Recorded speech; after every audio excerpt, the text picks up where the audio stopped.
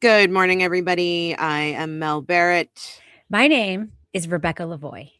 and welcome to Something's Off, a true crime podcast where we swat the haters aside with our astute takes Yes, and humor on and true joy. crime and humor and joy. Oh, And the I joylessness don't of give a those fucking people. miss. Those Ugh. joyless Blah. bags. Good morning. Some of It's them are men. Memorial Day. Oh my God, it is pouring. I don't know if you can hear how Same. hard it's raining right now.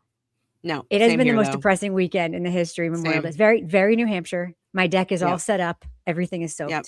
We grilled Yep. anyway. That's how we roll. How were the Philly cheesesteaks on the Blackstone? Fantastic. We had so many Blackstone meals this weekend. Kevin made me breakfast on the Blackstone.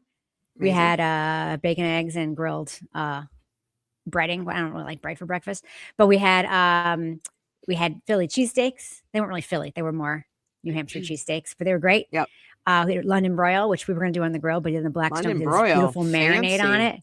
it. London broil is actually not fancy, but it is the I know, it most sounds delicious. fancy. It's the most delicious of the chewy meats. It was really great. I cannot believe. And we also made some frozen drinks in our drink machine. Well, first of all, I have a new chair. I'm sure you've noticed because it's a little bit high backed. I don't know who sent it to me. It was on the wish list. It is changing my life. It's a gamer chair. I'm not a gamer, obviously, but it's so comfortable and it has a massaging pillow on my lower back. It's amazing. One. Also, I want to say thanks really quickly before we go to our intro. Liz sent over a bunch of treats for Ruby, like actual treats for Ruby, but then she also sent this bandana for Ruby. How gay.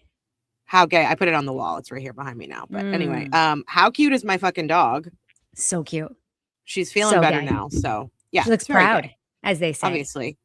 I mean, that's why we're here, because Rebecca turned me.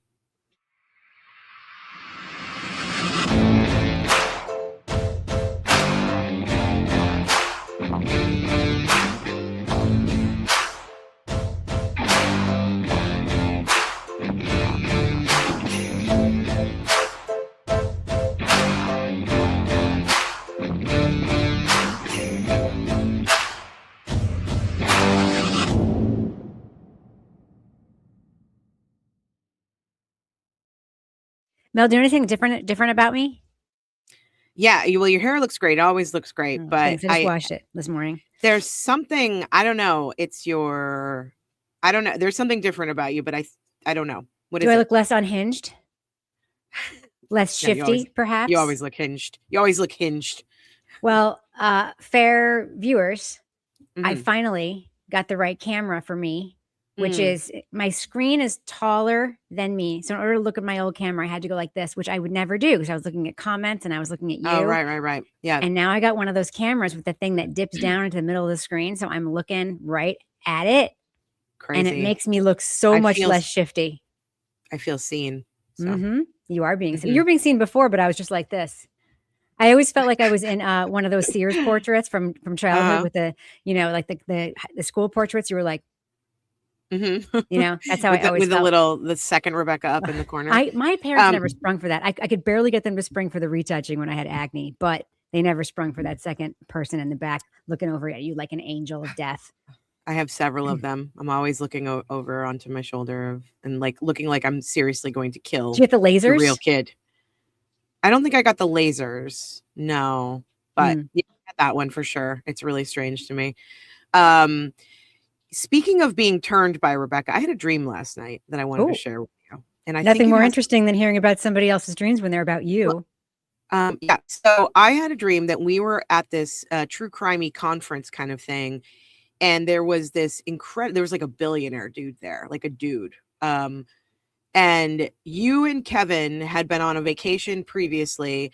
And you were like, hey, Kevin, let's spice it up. Let's jump on, whatever the dating apps, whatever they are. You were swiping left. He was like, yeah, that sounds cool. And you found this billionaire dude who was like, wanted to have a threesome with you and Kevin. All right. Let me just say for the record, if I told Kevin that's what I wanted, he would be like, whatever you want. Whatever you want. Yeah. He's like super whatever. And I wouldn't be into that. But if I said, hey, I'd really like to go on the dating apps when we're on this trip and maybe you can like sit in the corner and like, he'd be like, whatever you want. Whatever you want. Yeah.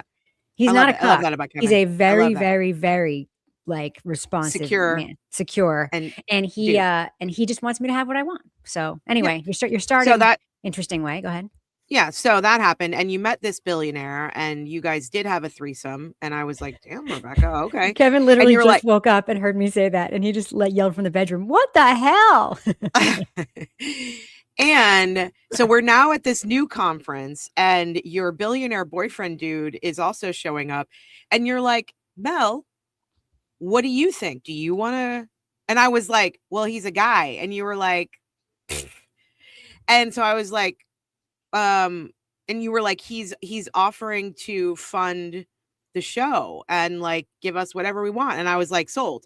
So then we went to this hotel with this like really strange guy and definitely had a crazy orgy. And Wow. then I found myself out in the rain beside the hotel drinking a coffee and smoking a wet cigarette and thinking, well, Mel, you've done it now. You've hoarded yourself for this show. And then I woke Well, up. yeah. I mean, Real were you life. It's okay real when you life. woke up?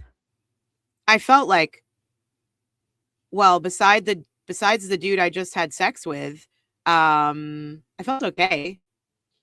This reminds me of one of my favorite tweets of the weekend. Oh, okay. Are we going to which start is doing that? That's a new thing for us, isn't it? is it we are going to do the dummy of the week, but this Dummy is of the week. just this is just a person who says, I guess probably after watching this is one of those people who's like watching things that they with all people they hate on them, and that's how they're spending their time. Mhm. But this is a person who says that I shamelessly fawn over men on my podcast. Aren't you married? Your husband must be so proud. Ooh, So zing. So proud. Yeah. Zing. I felt so insecure when I saw that. Yeah. I thought, wow, maybe my husband really isn't proud. Maybe he really does think that I'm shamelessly flirting with other men. And I asked him, and he was like, you didn't shoot your shot with Yannetti enough, my friend. You could have done a better job with that. Well, For there the was a record, lot my going on. husband, in fact, very proud. We're very proud of one another. We have a very, very, very loving and full of humor relationship. So anyway, I there we love it are so on our trip much. that we took to Europe this past September. Trip of a lifetime. We'll never be able to afford to do this again. But there's us standing in front of a car that is not ours. Don't we look cute? You look very cute. It's a great picture. Well, it's my favorite picture of us, I think, ever. Anyway. Yeah. I don't know. I think that was just my brain responding to everybody saying that we're grifters, and that my favorite part is that everyone is saying that we just came on the scene. We just came on the scene. Well, because we did compare to some of these other people. So, I mean, that's fair. We If came on we're new the to them, YouTube. The YouTube scene. If we're new to them, then we just came on the scene. I think that's fair. I think that's fair because I don't know who anybody is, as you know. And I'll look at like some, I'll look at somebody's channel. Like I'll look at somebody I've never heard of. And they're like a lawyer and they don't do anything particularly interesting. They just talk or whatever. Or even a regular person. And I'll look and they have like 125,000 followers. And I'm like, oh, they're new to the scene to me. Yeah. Yeah. Also, very jealous. I definitely felt the need to defend your history in this industry. My bona fides. Well, I appreciate it, but you don't have to do that. A lot of people still don't know what an audio podcast is. I know. What's behind you? What do you mean what's behind me? What's the little white thingy behind you? This? Like this? Yeah. What is it's not white, it's gold. It's a reflection off the iHeart Award. That's it looks so different. It's one of my very, very many audio awards for things that I've worked on in audio, which nobody listens to anymore. You like that transition? I was like, what's that behind you, by the way? Oh, is that an Emmy? What is Let me that? See. I forgot that was there. Do you have an Emmy behind you? I want it. Your chair looks amazing. It's so comfortable and it's so nice. Like I have because I play tennis, I have super bad pain in my hips and lower back. And so I'm constantly looking for things that will like help me stretch that out. And, so having I don't have it on right now because it's a little bit loud. It would sound like I have a vibrator under the desk. Don't you? And I don't. Not on me. No. But anyway, speaking of vibrators, yeah, it was really great to meet David Yannetti. He's a lovely human being. What a sweetie. And we finally met him because we did Defense Diaries fundraiser for Aaron Spencer over the weekend. And I am happy and proud to have been a part of something, another fundraiser that this one raised. I think Bob said it was 31,000 after 12 hours, which is amazing. And I hope this case doesn't go to trial. I'm sure it will. If it does go to trial, we're gonna cover it. It's gonna happen in mid-June right now.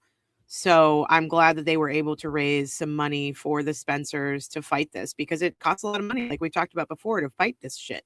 Yeah. So it does. Yeah. It ain't cheap when you are fighting the state, the government, the man who likes to steamroll people. Hello, everybody. I haven't said hi to anybody in particular except for Liz, who sent the bandana and the treats for Ruby. So thank you. I had no idea who sent me this chair. I'm also seeing Emily C in the chat. Hello, Emily in Chicago, and all of our faves are here. But yeah, it was really great to be a part of something like that, and I was so happy that the Matas brought Yannetti on at the tail end of our hour. Same. And you asked a great question. You asked an amazing question of him. Do you want to tell the audience that didn't see it? Yeah, it's the one that's been bothering me lately, which is that producer Terry Dunn Muir, who made the documentary for which the Reed team fully participated. How did he feel when he saw that Terry not only, I mean, she complied with her subpoena, which she had to do in order to, send over all the raw footage from the documentary, but that she specifically pointed the prosecution, Hank Brennan, to the point in the tape because they were looking for, I think Laura McLaughlin asked, they were looking for interactions between the Reed team and the ARCA experts. And she specifically pointed them to the ham sandwich moment, which led to the stupidest line of cross-examination that happened over both courses of both trials. And I said, how did you feel when you saw that? And his response was, I was disappointed. It wasn't my decision to fully participate in the documentary, invite them in. I'm paraphrasing. It was Jackson. That's what he was trying to say. He said, and it is one thing to comply with subpoena. It's another to work with the state.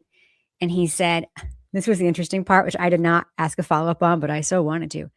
I don't know if it's because she had a dispute with someone on our team or not, that she then felt like she had to be on the other side. He said something along those lines. And I was like, it was Jackson, wasn't it? It was Jackson. I have a feeling that Jackson is like, you want him to be your lawyer for sure. But like you could imagine running afoul of him very easily, or him running very easily. I think he and Karen have that in common, which is one of the reasons why I think they're, as far as I know, still very tight, because I think that they have a high tolerance for mercurialness, maybe. We're going to get into this, but one of the things that I have suddenly, I mean, I guess I've sort of known it all along, but now I'm seeing the evidence of it, because this deals particularly with the ham sandwich. When I was going through the newest FOIA dump, by the way, everybody go donate to Emily C for her FOIA and Find Out with Kyle Sharkey. They're doing amazing work. We're getting a lot of information that we didn't have. But one of the things that I have noticed is the Commonwealth and their investigators, that's Yuri Buchanan and Tully and Proctor and Guarino, all those guys. Fanning. We'll talk about it a little bit today. They weren't trying to gather evidence against Karen Reed as much as they were trying to just find little things that they could try to embarrass the defense with, or find little like hiccups along the way or inconsistencies. They weren't trying to prove Karen, like they didn't have enough information to prove that, right? So they didn't have enough evidence on their side to prove that. They had Tommy Paul is what they had. They had Tommy Paul, and they had, I always forget his name. Guarino? Burgess. Burgess, Shannon Burgess. The second trial, yes, they did. What a dummy. But what I've noticed, and we're going to talk about this a little bit later because we finally have audio of the interview that troopers Proctor and Buchanan did with Lucky Loughran. He pronounces it Loughran, right? It is Loughran, yeah. Yeah. We have the interview that they did with Lucky Loughran. How many months later? When it should have been the biggest tip. It should have been the biggest thing. It was late 2023 after Turtle Boy had interviewed him and published a story about it. That was when they went after the FBI had also interviewed him. After the private investigators for Karen Reed's team. Yeah. Wait, we're going to go over it a little bit. I am blown away by how much time they spent in this interview not talking about the Ford Edge, not talking about John O'Keefe, but talking about his interview with Turtle Boy and whether Turtle Boy recorded him. And if there were any inconsistencies in the article that Turtle Boy wrote, which they had printed out in front of them in the interview and were solely focused on. Mm-hmm. I'm blown away by it. I'm not. And this will, I think, speaks to the other thing that I want to talk about later today, too, which is the fanning notes about following Karen and Jackson around. They were, more than anything, absolutely desperate to be able to charge Karen with witness intimidation, conspiracy to intimidate, so that they could get her devices. All they wanted was to get her back in jail and to get her private communications. That's all they wanted. It was all about that. And it really became an exercise in punishment. Like they were just trying to punish this woman for fighting back and punish Aiden and Turtle Boy for writing about them and exposing their dirty deeds. They thought they were on a path of righteousness. I really think that they thought that, but they were not. They were on whatever the opposite of a path of righteousness is. Melanie Little's left swipe says they sent me the chair, and I just want to say thank you. If I didn't have a note with it, that's friggin' amazing. You're saving my back. It's helping me tremendously when I sit in this chair for like 5 hours, like I'm going to do today on our stream. So thank you so much. Unbelievable. And do we have Emily's? I don't know if I have Emily's site up. Let me put the site in the comments. Sure. Because I want everybody to go. You can follow us. You can follow along, because everything that we're going to be talking about today comes from the work that Emily and Kyle have done. It comes from a lot of people's work, but they are doing a great job creating a resource to share them. They've done a lot of the FOIA requests, so have others, and they have created a central place where you can find all of this information collected by all of these people. It's pretty incredible. I'm going to take the banner off the bottom. So the banner on the bottom is like, subscribe, comment, share. Obviously, we are at almost 9,000 subs. I'd love to get to 10,000 this week if we could. So if you guys could help share the videos, like the videos, subscribe. If you're not subscribed, become a member if you want to. And then if you feel like it, send us a tip. Cash App is on the bottom of the screen right now, as well as Venmo. The Venmo QR is in the top corner. I tried to pin the tip thing to the comments in the video. I'm going to see if it worked. Go ahead. Keep talking. Okay. I'm just going to put Emily's FOIA and find out up on the screen. Let's see. Show that. Oh, I can put both on the screen. Okay. So this is Emily's, the site that they put together. They've been raising money to FOIA these documents, and it's absolutely amazing. Emily says, I take no credit whatsoever, which is ridiculous because you do a lot of work. You've also done a lot of the design work, and you've organized all this shit for us, and I absolutely appreciate it myself. And so go check out the FOIA site, and you can follow along with us a little bit while we're working through some of this stuff today. I mentioned the fundraiser. By the way, Amazon wish list, check them out. They're really fun. You don't have to buy us anything, but you can just see the things we really want but can't buy for ourselves. They're sort of tongue in cheek. I mean, Lindsay's literally like, Mel, we don't have any more room for appliances on the countertops. Ooh. So what are you doing? And I'm like, send them to me. This is me like trying to explain like another box coming. And I just want to say thank you guys so much. It is blowing my mind. Every time a new box comes, I'm like, and the kids are like, we have a frozen drink maker now? And I was like, yeah, apparently. You guys are amazing. That thing is the best. I can't wait. I love that. It's magic. It doesn't take long at all. The only thing you got to do is you got to get the proportions a little bit right. So there always has to be some water in there. It doesn't water the drink down because there's no ice at all. And you eat. I know you guys don't drink, so don't worry about the alcohol part. If you have too much alcohol, it doesn't work and it beeps. And if you have too much sugar, it doesn't work and it beeps. So you have to like but you figure it took me 2 times to figure it out. You can use pre-made drink mixes. You can put in coffee. You can put in juice. You can put in, I can't wait to make a milkshake. Haven't done that yet. It is so fun. It just sits there spinning like a bingo wheel on your counter all day. And you can and then when it gets low, you can just pour more shit in the top, and then it just freezes that. It takes like half an hour. It's incredible. I love it. And that gift has really helped our show because Rebecca's more than likely going to be using it later around 5 o'clock when I force her to watch the trial one cross-examination of Jen McCabe on our members only stream. Correct. She's going to be utilizing that gift that was sent to her from the Amazon wish list, which I appreciate, probably in her parrot cup or her misappropriation cup. I'll need it too, because I'm going to see a bad movie with my husband in between our tapings today, and I'm probably What are you seeing? We're going to see the Mandalorian movie. My husband is a huge Star Wars fan.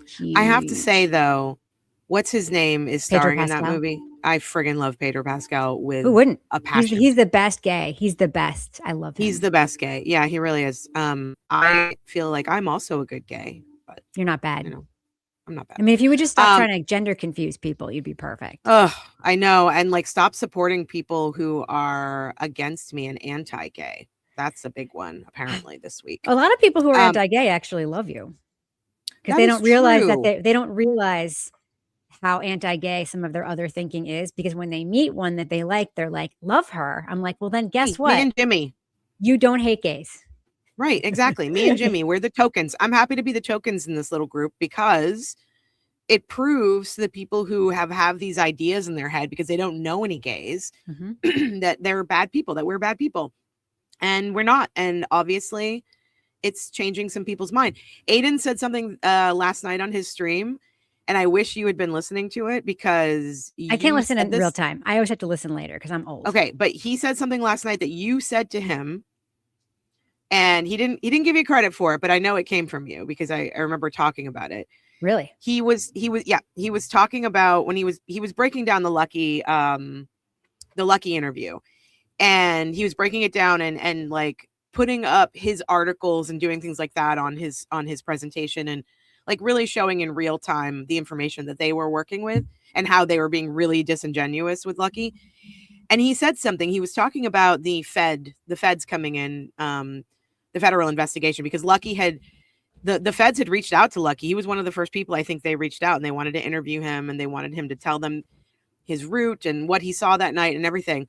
And when Lucky told Aiden in the interview that the feds had reached out to him, that was news to everyone. And Aiden broke that news. Yeah. Contrary to popular belief, everyone's like, oh, Karen fed him the feds information. Nope. Wrong. He called her team and said, guys, the feds are involved. That's how they found out, right? So he was talking about that last night, and he's like, you know, a lot of people talk about, I'm paraphrasing, obviously. A lot of people talk about how the Fed case went away or blah, blah, blah.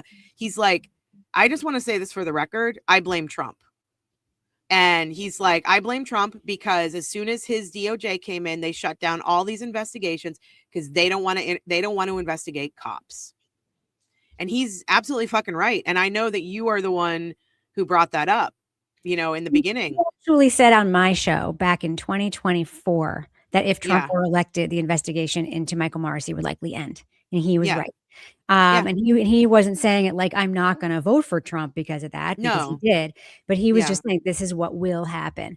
And I don't think that what he meant was that Trump would shut down all of the investigations into cops and basically gut the civil rights units in these offices. But that is what happened. And it happened in February of 2026 or 2025, which is why in early March of 2025, they got notice that investigation was shut down. So, but yeah, what happens is when any new president is elected, typically what happens is the U.S. attorneys in all these offices submit their resignations. And typically, like in a typical administration, they're all rejected. Like most of them are like rejected, right? Because it's like, you're doing a nonpartisan investigative job. Typically, that's how the FBI and Justice Department have always been in the past. And but they serve at the pleasure of the president. So the president can fire everybody. So what happens is a lot of times ceremonially, they'll like in a bunch of departments like turn in their resignations, and they'll be like, no, you're not allowed to resign. In this case, though, a lot of people resigned and their resignations were accepted. So yeah. Anyway, is this true, Emily? Are you still in the chat? Are you interviewing Adam Deitch? Yeah, she is. Would love. She told me that when she was on the show in June. Amazing. Can't that's wait. Awesome. Amazing. Love it. What else was I going to tell you? Oh, so our schedule. I should just go over that really quickly. So just for future reference, a lot of people in the Facebook group mostly are saying, "Oh man, I missed the live stream. I missed the fundraiser. Where do you guys tell us where it's coming?" We try to put our streams up through our StreamYard. a few days in advance so that it's on the YouTube page already, and it says, you know, it gives you the date and the time. It says notify me. I've been hearing a lot of YouTube or people who watch on YouTube saying the notifications aren't working. That's not just for us, it's for all content creators. I'm sorry if that's the case. I have been trying to post our weekly schedule on the post tab on our YouTube, as well as on our Facebook and on Twitter. So this week, I'm going to say it on this stream as well, since it's our Monday stream.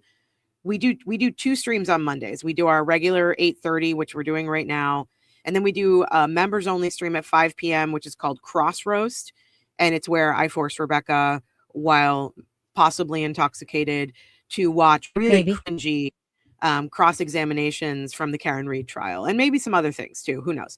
So that's happening tonight at 5 p.m. Eastern, and then we have a really big show on Become a member only, and you can see that, and people love it. What are we watching tonight? We are watching Trial 1 cross-examination of one Miss Jennifer McCabe. Jen. So that should be fun, because she was real feisty in that first trial. And it was, I was watching a clip of it because I needed it as a receipt for somebody on Twitter. But I was watching a clip of it, and it was this one particular piece of testimony where Alan Jackson was pushing her about, I think it was when the FBI talked to her, and he asked an improper question that was about police procedure, and she started to answer it because she thinks she knows fucking everything.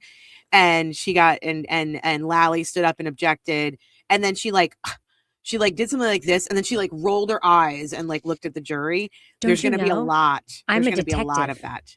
There's going to be a lot of that, Rebecca. Yeah. There's going to be a lot of scoffing, rolling of the eyes, glaring at Alan Jackson, and then trying to get the jury to be on her side. And then also, this happened more in the second trial, but watching her eyes during testimony when she gets a really hard question, the way that she looks at the prosecutors to try to get them to interject, and they don't. Oh yeah. It's a lot. It's a lot. So what do I wear for this event? Should I dress up? Oh shit. I don't know. It's too cold. What you're asking me? It's 50 degrees outside and bleak as hell. I'm not dressing up. I know what I want you to wear. I want you to wear a onesie, footed PJ outfit. Oh, I'm gonna wear my PJs? Yeah, wear your PJs. So I can be cozy? It's 5 p.m. It's 5 Pajama party? Pajama party on YouTube in my PJs? Yeah. Yeah. Cool.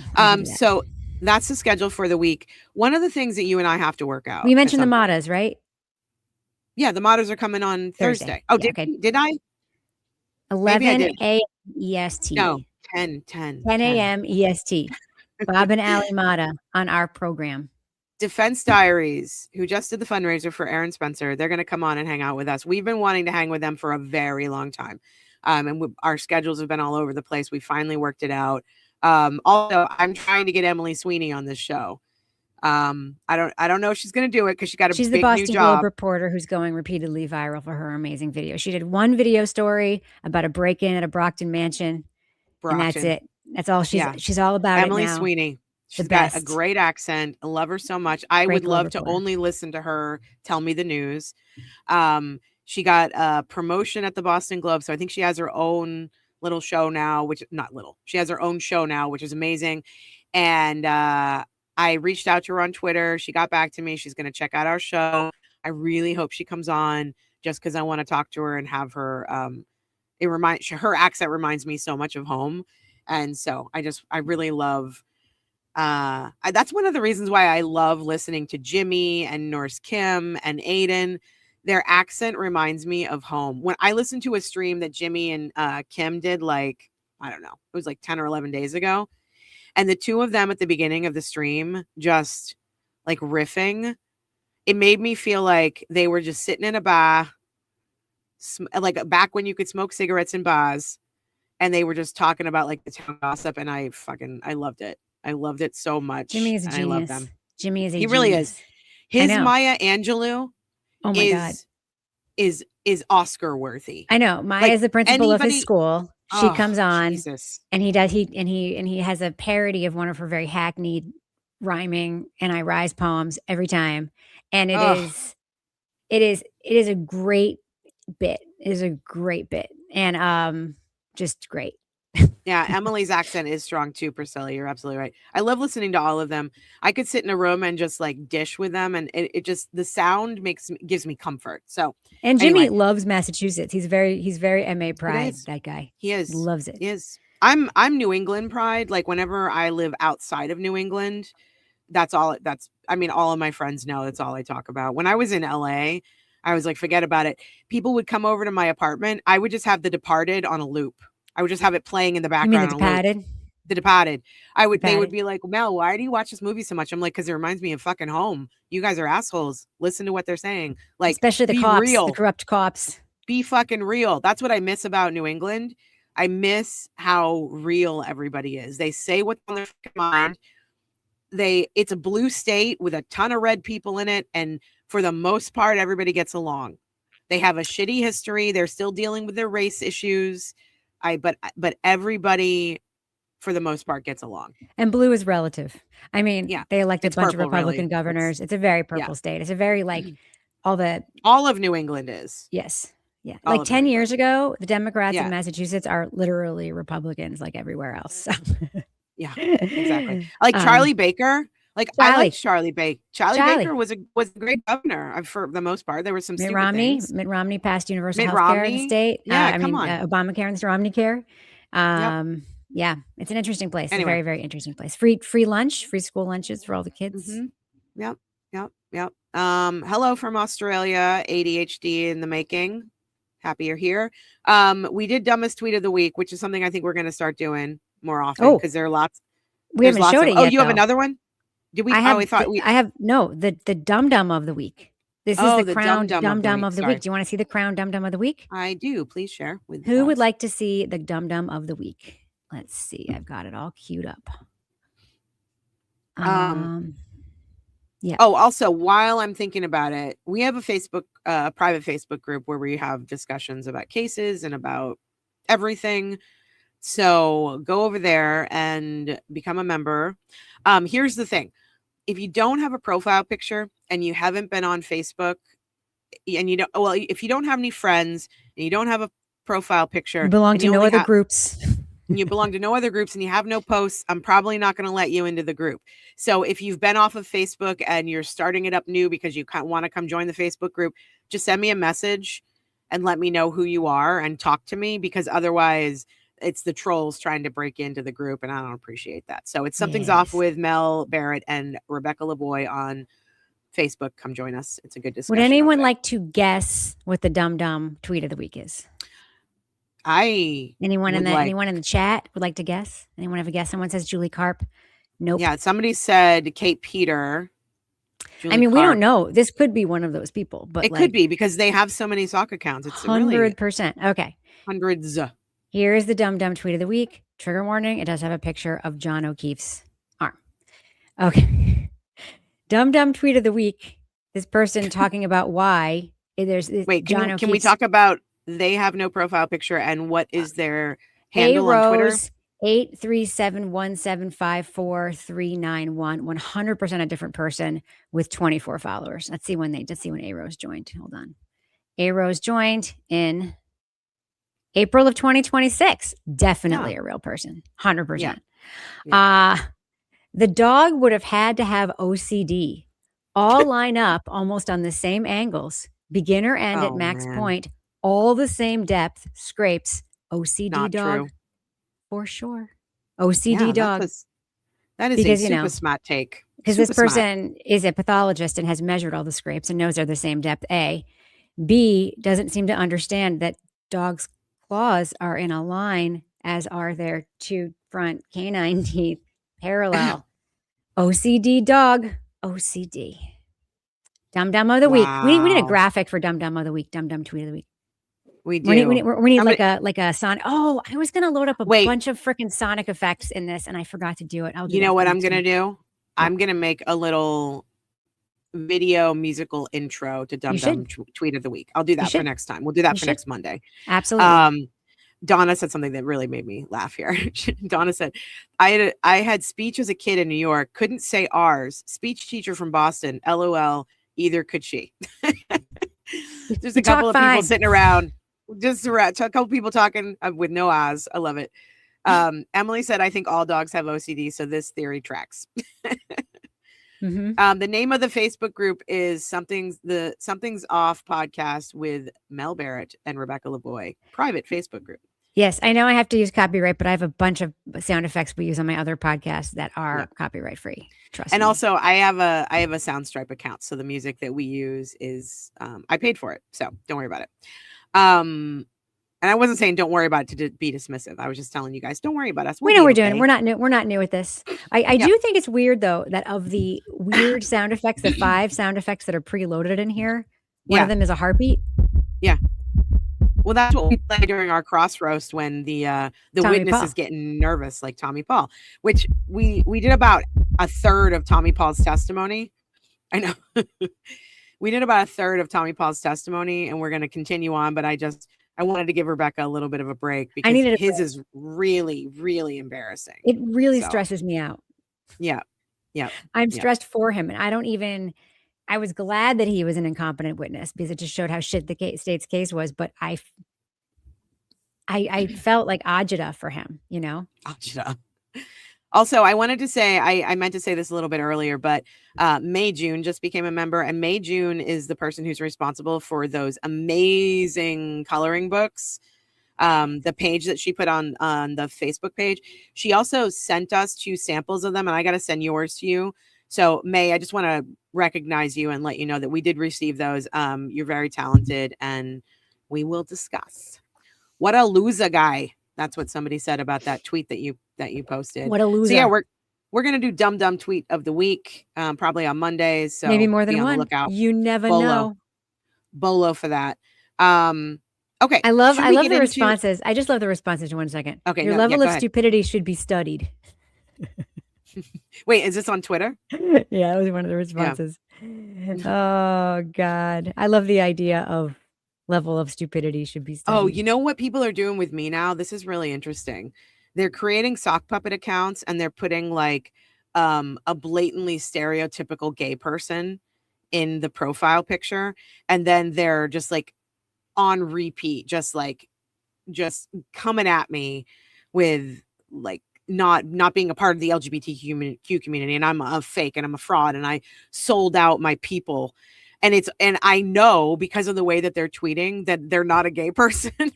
Correct. It's so fucking sad. I don't know who it is. Sad. We're not going to say, but I know who it is. I know who it is. It's somebody without joy. Let's just leave it there. You know what I need to do? I need to put in the pod my Erica Kirk hat so I can go. Come at me, bro. I have the mute button is my friend. I freaking love the mute button. But the other thing is that I am responding in a calm and measured. I'm taking a book from Emily C's. I'm taking a page from Emily C's book, and I am responding to them in a calm, measured, educated way. And I've been finding that actually they don't know what to do. Them down. They don't know what to do with humor. They don't know what to do with when calmness. I say things like. When you use words like when you try to insult the person who is making a point by calling them a retard or, blah, blah, blah. I'm sorry, I use the R word. I'm responding to what somebody else quoting. Said. Yes. I'm quoting. It really diminishes your argument. So let's try not to do that. I know we're on opposite sides and it's okay. It's okay to be in this space together. That's too much time. I'm just like, you're just like, right, girl. No, but it's fun. It's fun now. It's fun. Well, I'm getting very creative. It's fun, but then they never stop. It's good to mute them right after you do that, in my opinion. Yeah. But the joy, the lack of joy really is the binding element for all. There's a lot of folks. Anger. There's rage. Not just anger, lack of humor, lack of joy, lack of enjoyment of life generally. It's a good time. Yeah. Okay. So what we're going to be talking about today is the latest FOIA dump that came from FOIA and Find Out is massive. I think it's one of the biggest ones so far. There are a lot of nods in it. I got through about 4 or 5 of them and I pulled out some of the things that I basically went through every nod I think the top 4 or 5 nods, and I wrote my notes about those nods, but then I pulled out very I love how you're specific calling them things. nods. Is that what they are? They're not NODs, they're nods. They're nods. Nod Okay. 23, nod Nod. 24, nod Nod. 25. That's what I call them. That's That's what I what we're put them calling in my them. notes as, The nod. nods. Not We're calling notice them of the nods. discoveries. Nods. Nods. Nods. So we're going to be talking about that, but we also have some very specific big things to talk about within the FOIA dump. And Things that that stuck out is, to us. yeah, like, we got a glimpse into John O'Keefe's text, and I have to I have say, those. Oh my God. John O'Keefe and Kevin Albert, Mhm. the text between them made me so angry They're so about typical. our justice system and They're so law typical. enforcement. Yeah. I cannot wait to talk about them, but let's start. Do you want to, where do you want to start with this? Because we're going to be a little all Why don't over we the just start place. You with guys are that? sort of, Because that's fun. okay. I have that all queued up. Okay. I can queue it up for you. I have the text. You have the text messages that you can show on the screen. I do. Perfect. Which ones do Okay. you want? You want batch 1 or batch 2? I think I am looking at batch 1 because I was, this is the one where, let me just say this for reference. Sex offenders in Canton, that one? That one, but also the black woman emoji. Mm-hmm. You know what I'm talking about? Yeah, these are very problematic. And listen, I just want to say, caveat. Yeah, I know that John O'Keefe is dead. Yes. And I know that a person's behavior in life, it does not mean that they deserve to be killed and then thrown out in the snow. Right. And this is not reflective of his whole life or his whole persona. This is a narrow slice of his communications with a fellow police officer. But they are reflective of a culture that kind of pervades this entire community of people that I think is interesting to look at. I also want to say, for the record, I do not believe that his death has something to do with activity that he was tracking outside of his home of people doing certain behaviors. I do not believe I don't. I think that there's enough wrong here without having to go there. But he was, in fact, surveilling people in his neighborhood and reporting them. That's a thing we know. I'm going to disagree with you, but not as like, it's not hugely substantive, but I do believe it is a contributing factor. I'll say that. We can talk about it more in a second. Emily, I just want to, before we start this, Emily C was responding to Kevin from South Boston. Kevin, you wrong. She said, as usual, you're ahead of your time. The Adam Deitch interview is live next Tuesday at 10. Is it 10 p.m.? I'm assuming 10 a.m. That's usually your schedule, right, Emily? She's a regular person, so it's 10 a.m. Yeah, 10 a.m. Eastern, Adam Deitch on the Emily C channel. Maybe, what day is that? It's a Tuesday. Maybe I will jump on Tuesday, and then we can send the audience over there. So you know, not that you need our help, but I would love to have our people go over there as well. Okay, let's get into these text messages between these two jackoffs. All right, let's do it. So this is the batch text between Kevin Albert and John O'Keefe on September 14th, 2018 at 8:23 in the morning. Can I just say one thing before we start? Sure. These were my observations as I started reading these, and I was like, are you fucking kidding me? The text messages between Kevin and John are disgusting. They are racist, and they should terrify every resident of Canton, Massachusetts, as well as the Commonwealth of Massachusetts. If this is how law enforcement handles business, these are just their personal texts, my friend. They handle business way worse than this. That's what I'm saying. One of the tweet that I put out was, these are horrific texts that led to actions, ? Because if they led to actions, that's where we have a problem. They spend most of their time trying to figure out how to jam people up. Yes. And we know what that means. That means get them in trouble with the law. Even people on the sex offender registry, I'm sorry, folks, it's true, have civil rights. They're literally showing us. Here's the interesting thing about this, us getting these FOIA, these documents. They are literally showing us how the sausage is made in law enforcement and who specifically they like to jam up and who they don't. They're happy to show their badge and gun to people a lot when they're not in their own jurisdiction or on duty. They're also happy to get their own people out of trouble, including themselves. So Here we go. Yeah. All right. So here we have John reaching out to Kevin Albert. Remember, Brian Albert claimed to not really know John O'Keefe, asking him about who handles sex offenders in Canton. Now he's referring to here as people on the registry. And of course, when he bought his house, on One Meadows, the first thing he did was look up the registry, which some people with kids at home do. So no blame for that. I'd done the same. But he is now saying, hey, there's a guy on Lawrence Street who's been expired for almost 5 years, meaning that he hasn't re-registered, right? So here they have there. He's like, what's the name? His name's Joseph Beal. He's not in town anymore. So basically, John's like, this guy didn't re-register. And Kevin's like, well, he doesn't live here anymore. So he wouldn't have had to re-register. Okay. He's looking at Mass. Okay. I'll text Helena and ask her. So this is just like favor doing among, right? Now here's the first real red flag. All right. Yep. Greg Longstreet 2. Someone needs to violate that prick. Thanks, Kev. Now, what he means, so I want to. Yeah. Okay. I want to say, like, let's really talk about what the word violate means. What I believe this means is that he thinks that someone needs to say the guy violated his terms so that they can arrest him. Yes. Whether or not he actually did. Yes. He was a guy who believed that somebody had committed a crime and was on the registry. And we should point out again, the registry, I understand John worked in sex against the office that dealt with sex crimes against kids. I understand that. But a lot of people on the sex offender registry are not child molesters, so to speak. There's a lot of things that can get you on that list. Things like peeing on a wall in public and being arrested for indecent exposure. We don't know what any of these people did. John probably did because he probably looked it up. That being said, we all have feelings about people who abuse kids, but people who abuse kids who are doing the things that law enforcement and the justice system has told them to do have civil rights. And John clearly believed that somebody needed to violate this man's civil rights and say that he had been violating his terms, which there's no indication on this thread that he did. I just want to say, I think that the real Kyle Sharkey is in the chat. If you are the real Kyle Sharkey, please let the chat know.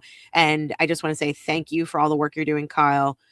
You're amazing. And I think you deserve a lot of kudos for all the work you're doing. And you're doing it and you're not getting into the fray. You're just putting your head down and getting to work. And I appreciate that.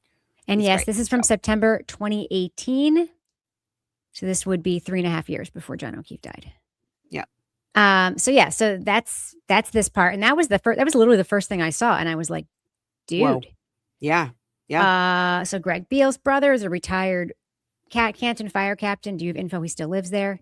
He's still registered there, expired in 2014, never registered in Hull. Okay. So this guy's doing like off policing by text, right? She could violate him. Just glad he's not there anymore. So basically what John's saying is, even though he doesn't live there, even though the guy may not even live there, because he didn't re-register or because he didn't say he moved, he could be, quote, violated, which means picked up for having violated the term. So John is someone described him as a curtain twitcher in the comments. That was very apt. Emily did. I just want to say, Tall Red Texas said that may be John saying this man is bad. We all make comments about wanting someone to get what they give.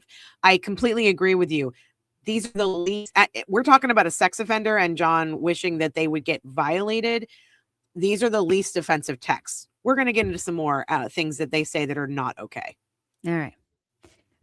Here's this is crazy. Little mitzvah he's doing. Crazy. He thinks okay. So this is a really good example of somebody standing up for someone they know when they would never do it for someone they didn't know. That's what struck me about this. Yeah. So his cleaning ladies girls got into an accident. They're no injuries, but they're nervous with their lack of English. Told them I had just the guy. So happy to do a favor for his cleaning lady's daughter. Right? They file an accident report. They're all set. No license. Totaled the car. Totaled the car. But it's cleaning lady's daughter, so it's fine. Oh, cleaning my lady's God. daughter. Okay. Cleaning lady's daughter. Happy to do a favor. Wait. Go back. You skip. It was a fatal accident. Oh. The accident doesn't turn into a fatal. No, this is a different one. This is a different one. This is different. This is November 15th. Okay. This is December 24th. This is a different accident. Okay. This is the one for this. This accident is this one is the accident. When I read that, I was like, wait a minute. He just got somebody out of a fatal collision. What? No, this is the collision that's across the street from John O'Keefe's house. Oh, right. Yeah. The one that Helena Rafferty, where they couldn't find the body. for Where like a there was week and no a body. pedestrian. No, it was just later that day. And then there was no body at the scene of the accident. And then later that day, a body mysteriously appeared in the I lot was across from John exaggerating, O'Keefe's house. Rebecca. I I know. was I know you were. exaggerating. You're being hyperbolic. I know. But, you know, I was people being will. hyperbolic. Someone will clip that and say, see, they don't even know what they're talking about. So they shouldn't be talking about anything. Look at this. Look where the body was. This is so sad. On the front lawn of 676. Where are you? One Meadows. Yeah. You out there? Just leaving, going to look at the car in the tow yard? How the hell didn't we see him? Great question. Great question. There's some stellar police work right there. How the hell did we not see him? I was half asleep. You had 3 guys there looking. Says Kevin. Ha. All right. So now fast forward. October 8th, 2019. Can I read these in an 100% accent? Yeah. Okay. Hey, bud. Question for you. Do you know who handles Westwood juvenile cases? Wasn't sure if they have a guy assigned there, or does the arresting officer show up at arraignment? And some people would say arrangement. Oh, yes. But it is actually pronounced arraignment, and that's how you spell it. Correct. Yeah. Go ahead. Usually a Westwood guy. I'll try to get his name. All right. Thanks. I just got his contact info forwarded to me. Do you want it? I also have a name of the PO who covers Westwood. Yeah. Yes. Yeah. I was looking to reach out to whoever covers juveniles over there. Court is Thursday, I guess. Who is it? And then Brad. Brad. Poor Brad. Poor Brad. They didn't even redact his name. Poor He's Brad. a juvenile. He's a PO. He's a juvenile PO, and he's didn't a public redact his employee. name. So I know, and the PO is Kate McDonough. Wait, no, Brad's not a PO. Wait, can you go back up? He covers juveniles over there. Who is it? So he must be, well, the parole officer is this, but he must be the juvenile court officer. Oh, got it. The PO is Kate McDonough. Yeah, Thursday's the day. Who's Kate? She down the court. She down the court. Karen. Yeah, she works as a juvenile PO at the court. Wait, let's get to like the meat. Okay, by the way, here we have a reference to kid, which we were just talking about in the podcast the other day.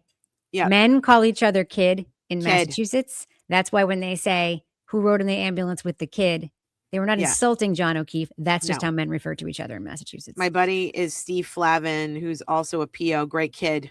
If you need anything, let me know. Appreciate it. Thanks, Kev. Trying to keep it from going on his record.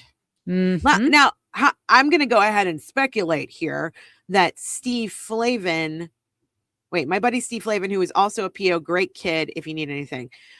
So John is trying to keep his friend.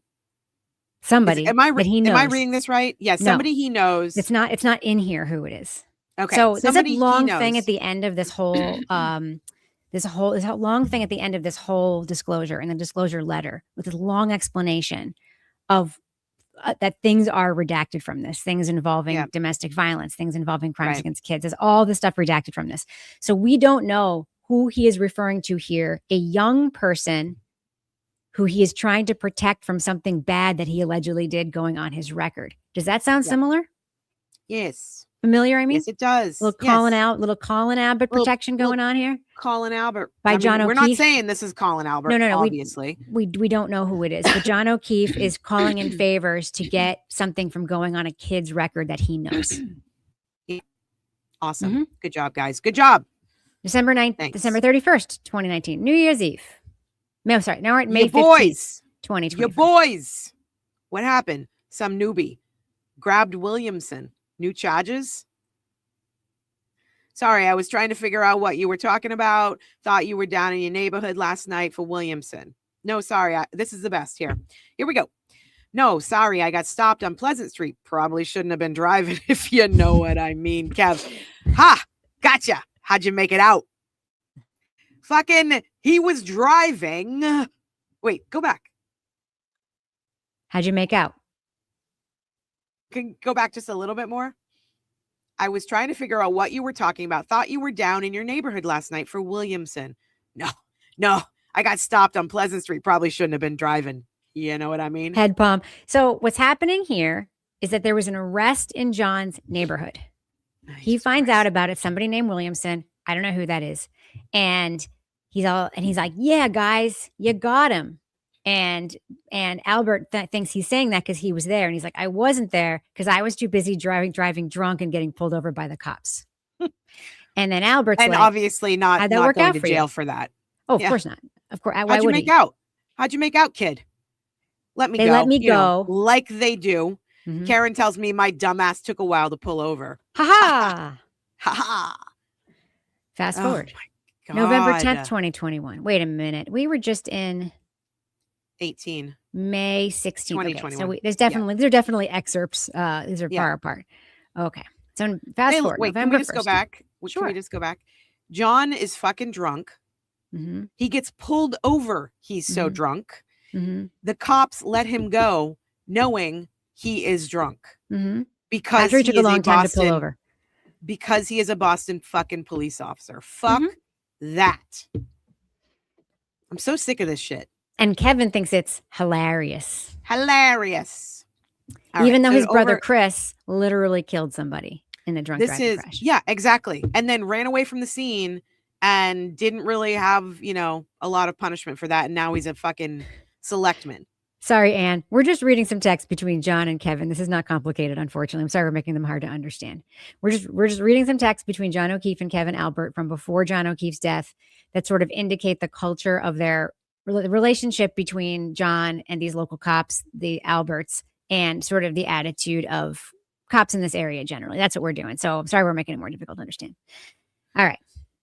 So we're jumping ahead to November 10th, 2021. This is just like a month and a half before John is murdered. Mm-hmm.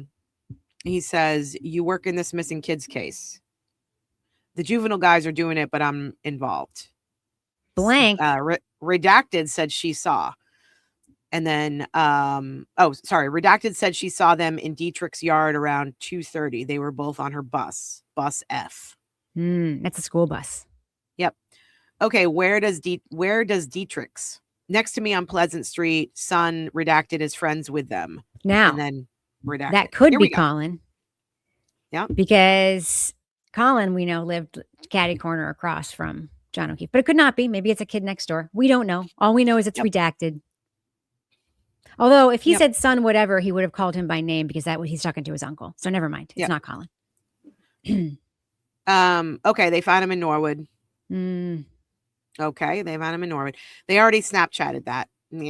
Ghostface. Crazy. Kids don't realize how good we had it back in the 80s, 90s. Yeah. That is true. I would agree with that, actually. I agree. That statement. I agree. Definitely. Good meaning that no one knew what we were doing. Okay, that's the end of that batch. Good meaning that no one knew what we were doing because we didn't have any communication that we could be tracked. Yeah, exactly. We had it good, kid. We had it good. We had a real fucking good kid. All right, here we go. All right, so the next one. These are going to get uglier. So we're now at March 5th, 2021. I guess we're going backwards a little Rolling back in time. Yes, these are out of order. Hey, bud, you working now? Mm-hmm. Negative. You know the guy that lives on Burr Lane across from me on Meadows? Prick is dealing in my front of my house. Is he gone? Yeah. Car pulls up in front of my house and he walks over. Okay, any chance you got a plate? First I saw it, but kids said it didn't happen. It happens often. There's George Williamson. Yes, and that's why he's cheering later when this is the guy who's arrested. Oh my God. I think it was Redacted white SUV. Yeah. And he has a brother. He's an idiot. Okay, I'm back in tomorrow. I'll make some passes. Thanks, man. Good eye on the plate. Sounds like it was right. Female out of Revere Street, born in 74, probably son driving. That was her. And then there's a black emoji, a black person emoji. Mm-hmm. He was in the passenger seat. Mm-hmm.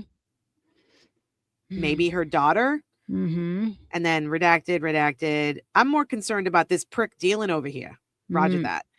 I just intercepted the latest drug transaction. Think I put the fear of God in this poor kid. Told him this is no longer his spot. Looked about 1920. Ha. Was it the same car? Different car. 3 young white girls. I saw them park and him coming up his driveway, so stopped him before he got to the car. He's a little D-bag. What's his name? George Williamson. Thanks. Wait, go back up a little bit. What's the date on this one? Okay. Got it. This one is March. We're still in March. And there was another brother. Not sure if he's older or younger, but George is the idiot. Yeah, he looked like a dope. Straight out of Deliverance. I don't even know what, I mean, come on, guys. Yep, that's him. Well, on behalf of the Canton Police Department, thank you for taking care of that. Ha. Okay. For the youngs in the room, Deliverance was a movie from the late 70s in which three men, I think three, go on like a canoe trip in the deep South Appalachia situation, basically get kidnapped by a very inbred family and made to do horrible things and told to squeal like pigs.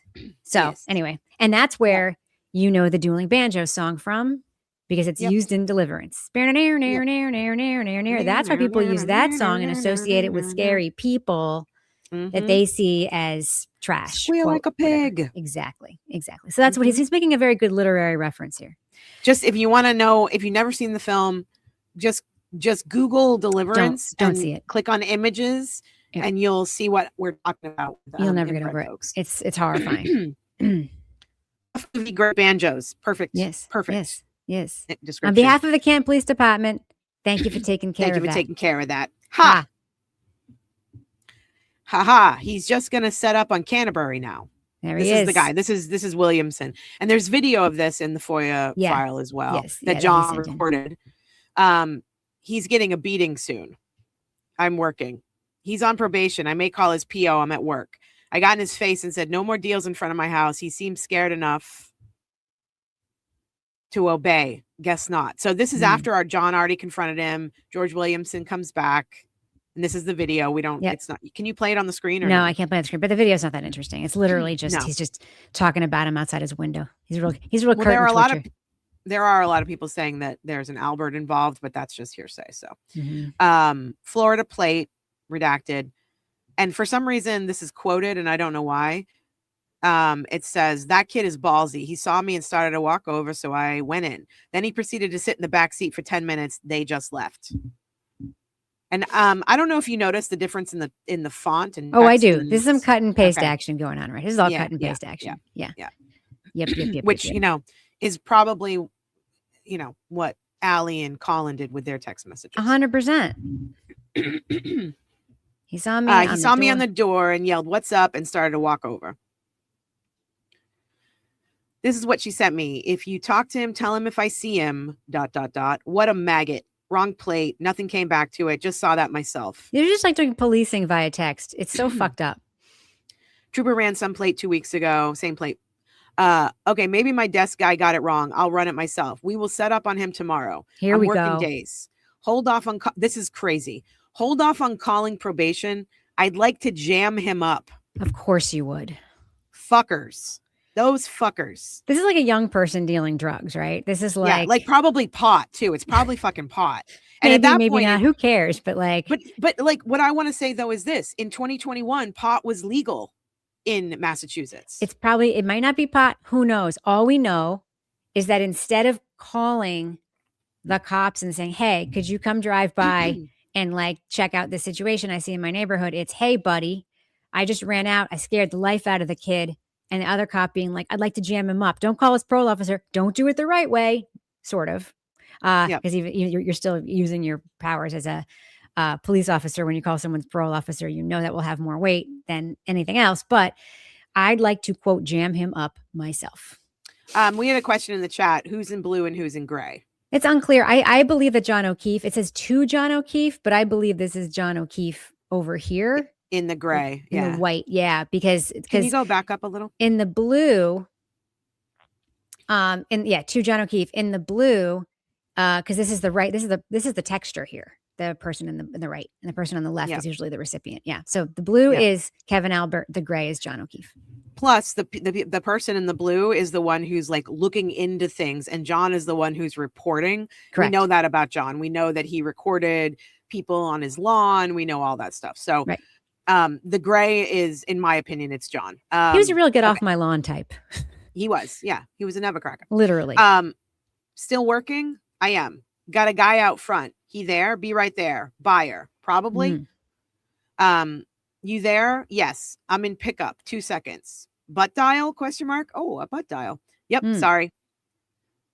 Look at this weird time jump again. April 1st. Now we have another. Yep. Oh my God, this is so confusing. Guys, Here this we is go. Georgie. This is George Williamson, who lives on Burr Lane. He's been doing deals right in front of John O'Keefe's house on Meadows Ave and Pleasant. Wait. Wait, say who's in this text group? Who's in this? This is a new text group. 2 people. We have C and SG. Sergeant Good, Sean Good, and C. That's some Chris, maybe? This is someone else in the police department. Because he's like, so this is Sean Good and C from the police department. I mean, there's a lot of C's. I don't want to guess. Okay. So now he's sending this to his police colleagues at Canton. And this is Kevin sending this to the police colleagues at Canton. Guys, this is George Williamson, who lives on Burr Lane. He's been doing deals right in front of John O'Keefe's house on Meadows Ave in Pleasant. John confronted him 2 weeks ago and showed him his badge and gun. Nope. Apparently he doesn't care. This car has Florida plates, FYI. I will call you guys if he comes back to that location. So John went out and tried to scare a kid. How do you feel about a cop coming out and confronting a drug dealer in front of their house showing their badge and gun? I know it's something probably cops do. I'm not okay with that personally. And I'm not okay with that. I'm not okay with flashing a gun at a kid. If you're going to arrest him, fucking arrest him, but don't flash a gun at him. Roger, pretty brazen. Hilarious. Oh, it is Chip. Look, it says Chip and Sean Good. Look at that. It's funny that they say pretty brazen when John's going out there and flashing his gun, which is also pretty fucking brazen. Yes. Sean Good. Who is John O'Keefe? Okay. Do you know why this is significant? Yes. Go ahead. Because Sean Good testified that he didn't know who John O'Keefe was. Right. When he died. Wait, what's the date? This is in 2021. This is in March 31st of 2021. And he later testified. Almost a full year before John died. Yes. And he testified he didn't know. Yeah. Correct. He didn't know who John O'Keefe was. And not only does he know where John O'Keefe lives, and Kevin Albert is telling him who John O'Keefe is, he was also investigating a crime in front of John O'Keefe's house. Yes. Sorry, my dog is. There must be somebody arriving. Somebody drove. Okay. Somebody had the gall to drive by. Sean Good says Raja.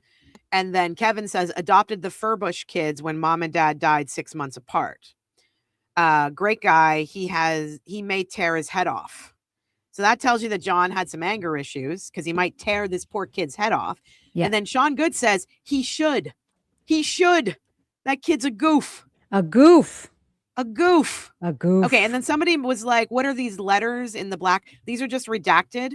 Yeah. So this is probably photos of pictures of kids, redacting kids' names, redacting other suspects' names. I think these are cases against people. Yeah. Because it says bunch of open stuff. So, yeah.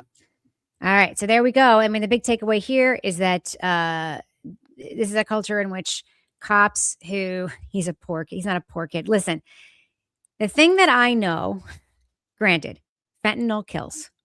Wait, can I just say one thing? Sure. Before you go, I'm really sorry to interrupt you. Sure. We don't know if this kid was dealing drugs. John didn't see them dealing drugs. He says he did. He saw a kid stop in front of his car. Another kid in front of his house. Another kid came out. That's the video he took. Got in the car. They talked. The kid got out. Do you know how many times my 17-year-old does that out in front of our house? She's not fucking dealing drugs. Right. They just sit in the car and they talk. Right. But he believed he saw a drug deal, whatever. Sure. That being said, even that drug dealer has rights.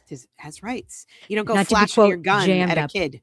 And I love that Chip is on this. Chip is all over this. So Chip who's Chip? Chip is Michael Proctor. Get out of here. That was his nickname. Is he really? Chip is Michael Proctor. That is Michael Proctor's nickname is Chip. You didn't know that? How did I not know that? No. Yeah, Michael Proctor's I was thinking Chip was one of the kids on the. I just said kids. No, one of Chip the guys is Michael that was Proctor.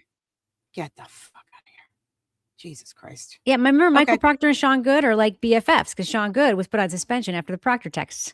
And Proctor lives in Canton. So and Proctor lives in Canton. And so and he's writing. And Proctor's talking to Chris Albert, and Kevin Albert. Correct. And Sean Good and Michael Proctor and John O'Keefe. So Proctor knows who John O'Keefe is. Good knows who John O'Keefe is. Both distanced themselves from both the Alberts and from. Remember when Proctor said on the stand something like, "I know people with the name Albert" or something like that. He's like, "I know." Or no, that was actually that was Katie McLaughlin. No, but he distanced himself from Brian Albert. He distanced himself from these people, and here he is in Goods and Albert's text chain about a crime that John O'Keefe thinks is happening at his house and is trying to solve himself. So it's interesting because the cops in this situation, the investigators, use the same tactics that John was using to get around the law. They did the same thing to it's try how to they prove operate. it's how they tried to prove that Karen was guilty. This is them putting their thumb on the scale of even the most minor things, Right? Like a kid possibly allegedly dealing drugs.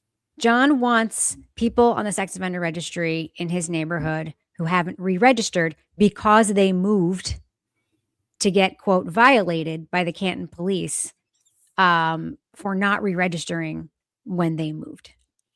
So, I mean, this is just the culture. It's they say it's not Proctor. Okay. Well, but by the way, even if it's not Proctor, Chip is Michael Proctor's nickname. So I don't know who Chip is in the we don't know who Chip is in the text we don't know who exchange. C We'll is. just say It that. literally just says C. It says Well, no, it says Chip in the text messages. It does Chippy. say Chip. Chippy. Chippy, but we don't know if that's Michael Proctor or another Chip because more than likely there are a bunch of Chips in fucking Canton. Is all I'm saying. So that was one of the things that stuck out to me was because obviously John O'Keefe did not deserve to die in the manner in which we're he not died. saying I don't know. No. And I'm not saying all I'm saying here is that I'm he was responding to very. a comment. It's almost like more shocking to me that they would go so far as to protect the people who actually killed him when he was so clearly part of their club. Yes, John was part of this club of boys. But that makes sense though, because they needed to distance themselves from him because they were trying to cover for cops who were alive. Also, cops who were higher ranking in their club. Yes. And but who still, had more town influence and who ran the town. If John had just been a passerby or some kid Colin had beef with or some drunk person who showed up at their party and died in an accident, nobody would have given this. The cover up would have been even worse. It would have been so much worse because there wouldn't have been a Karen. There wouldn't have been. Yeah.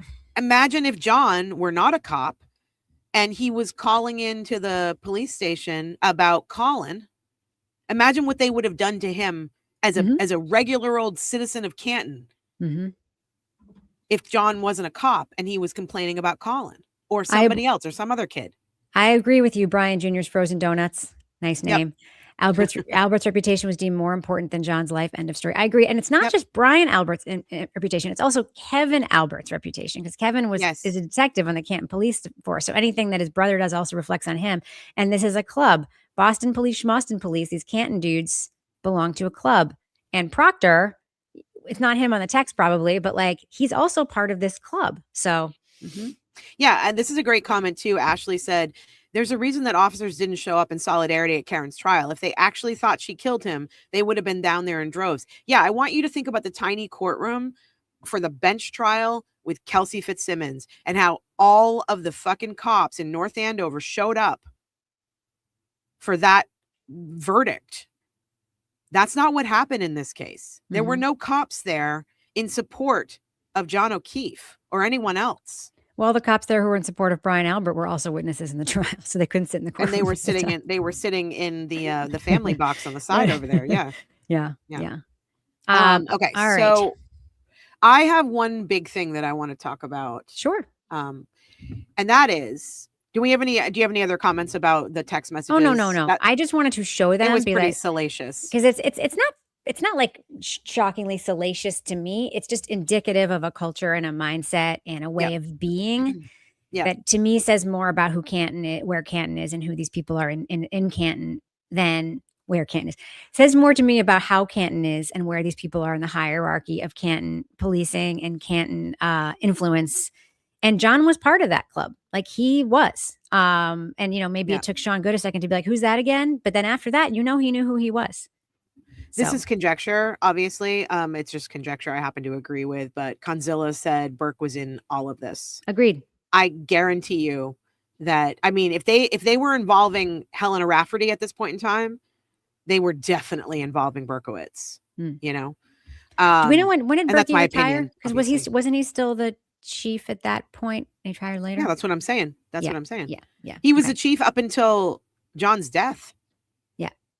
Yeah. Yeah. So Helena Rafferty also worked there, but she was not chief yet. Okay. Yeah, exactly. So if All they're right. involving Rafferty at that point in these little minor things, then Berkowitz is definitely going to be involved if John is murdered. So, I mean, that's my opinion, but that's what I think. Okay. So one of the things that came out, this is if you're following along, I believe this was in Nod 23. I might be wrong about that. But thanks for the tip, Ivy. That's really, I appreciate that.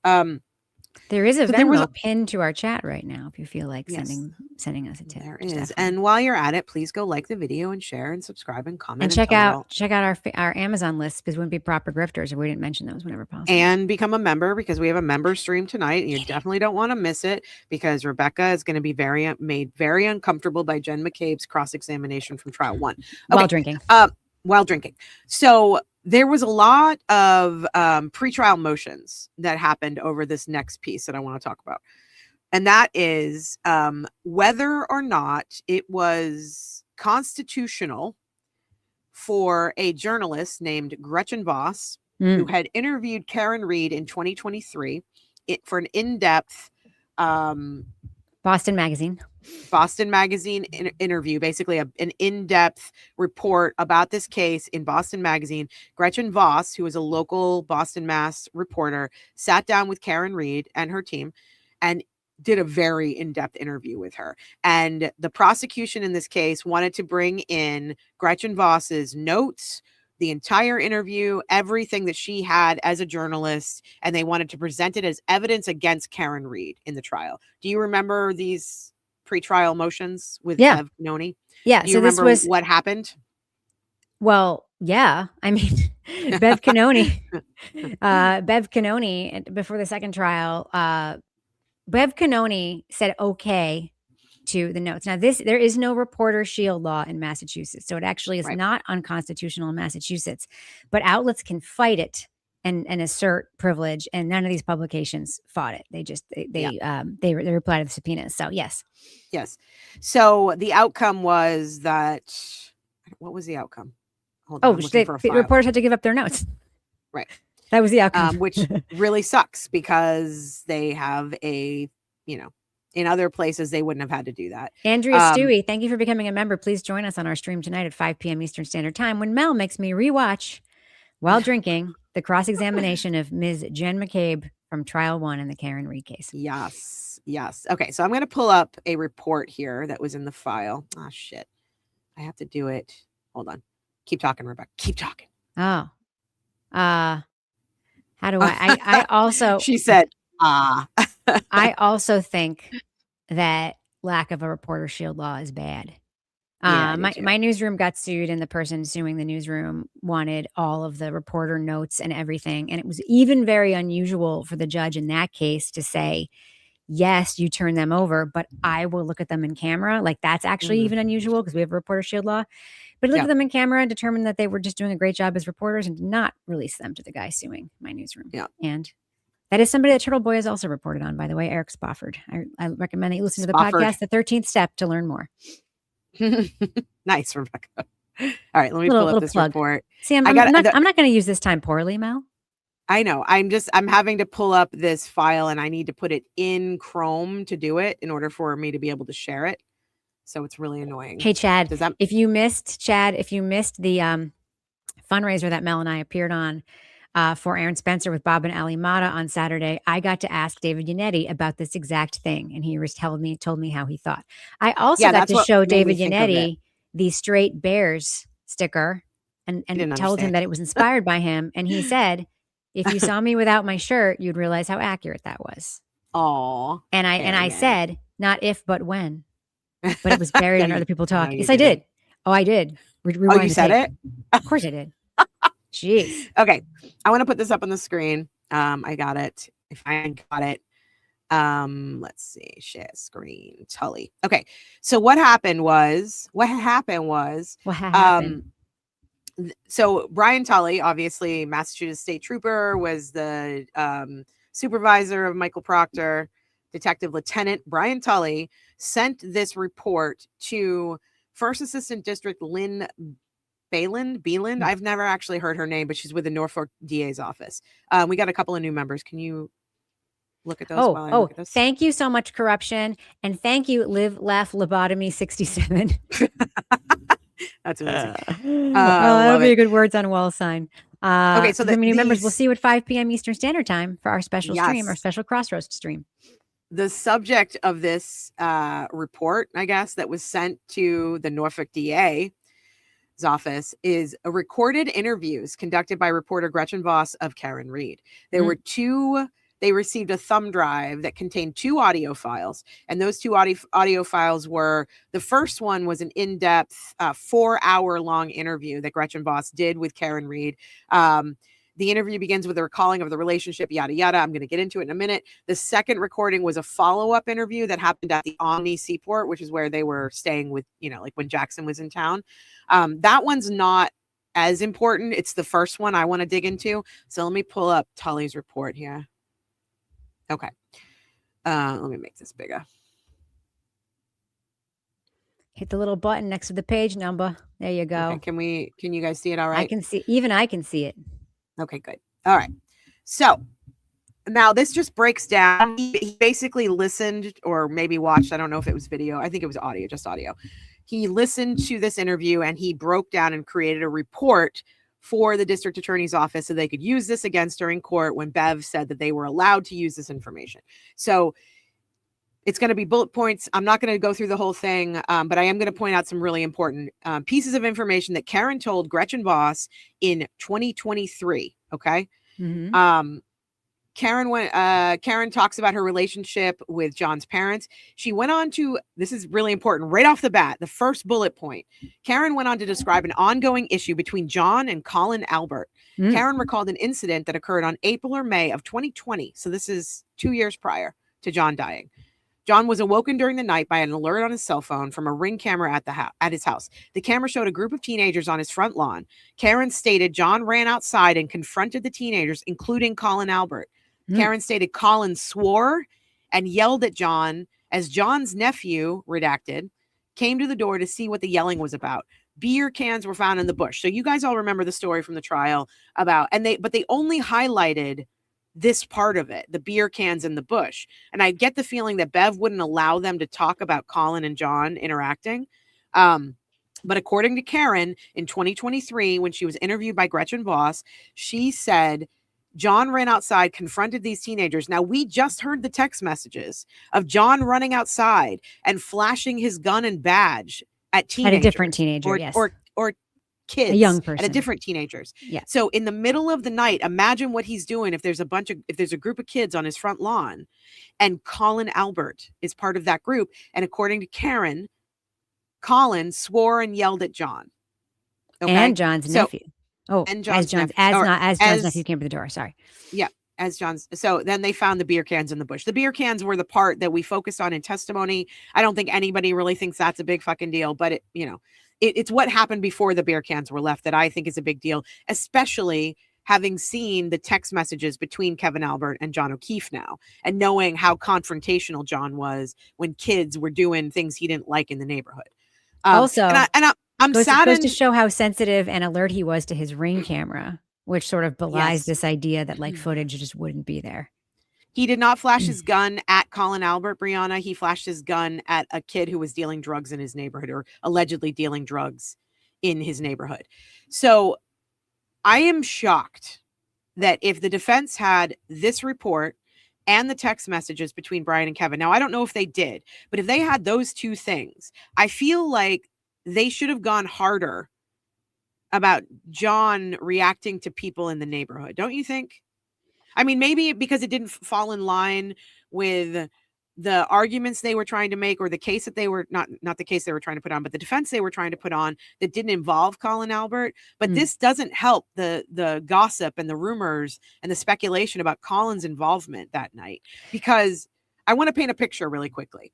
If John is, from the text messages, running outside, confronting a kid who he thinks is dealing drugs in front of his house, he flashes his badge and a gun. He does this a few times, and he is in private trying to get the local PD involved. And then you got Colin on the lawn screaming and swearing at John. Who knows what John's saying to him, but John is a little volatile. He obviously likes to confront kids. And then everybody's drunk at Brian Albert's house on the 29th, and Colin's there. John walks into the garage or the house, wherever, and Colin's there. I'm speculating. And Colin's like, oh, this fucker. You don't think that John is going to lose his fucking mind and that they're going to get into a fight and that it's, you know what I mean? I don't know if John lost his mind. I do know that it makes it more likely that if Colin were in an environment where adults were misbehaving or being aggressive, that it would give him extra incentive to.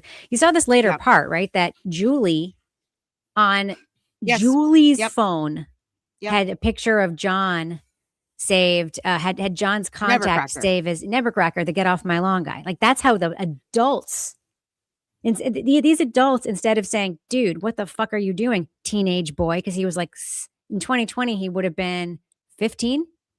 Yeah. So he's 15 years old. He's partying in the middle of the night on his neighbor's lawn, drinking beer, and the neighbor who's a cop. And the parents' reaction is to save that neighbor, John's contact information as the get off my lawn guy, instead of saying to him, we are so sorry, dude. Like, our kid is an asshole, blah, blah, blah. The parents' reaction is to create a cartoon character out of John instead and protect their son, Colin. Yeah. I mean, this is the environment that Colin was raised in. Bite My Bit says, no, the pic of Chris and Julie on his lawn. Yes, of course. We're talking about something completely different here, though. These are other things that Karen was reporting to Gretchen Voss in 2023, which Brian Tully put into a report to give to the Norfolk DA's office. Mm-hmm. So, keep in mind too, these are Karen's words, though. So the cops think she's a murderer. They're not going to take anything that she says seriously, even if she said it to a reporter. Yeah. And then, so after the beer cans in the bush, a similar incident happened again 1 month later. Karen later recalled the first time she met Colin's mother, Julie Albert. Julie showed Karen a photograph that was saved with John's contact information on her cell phone.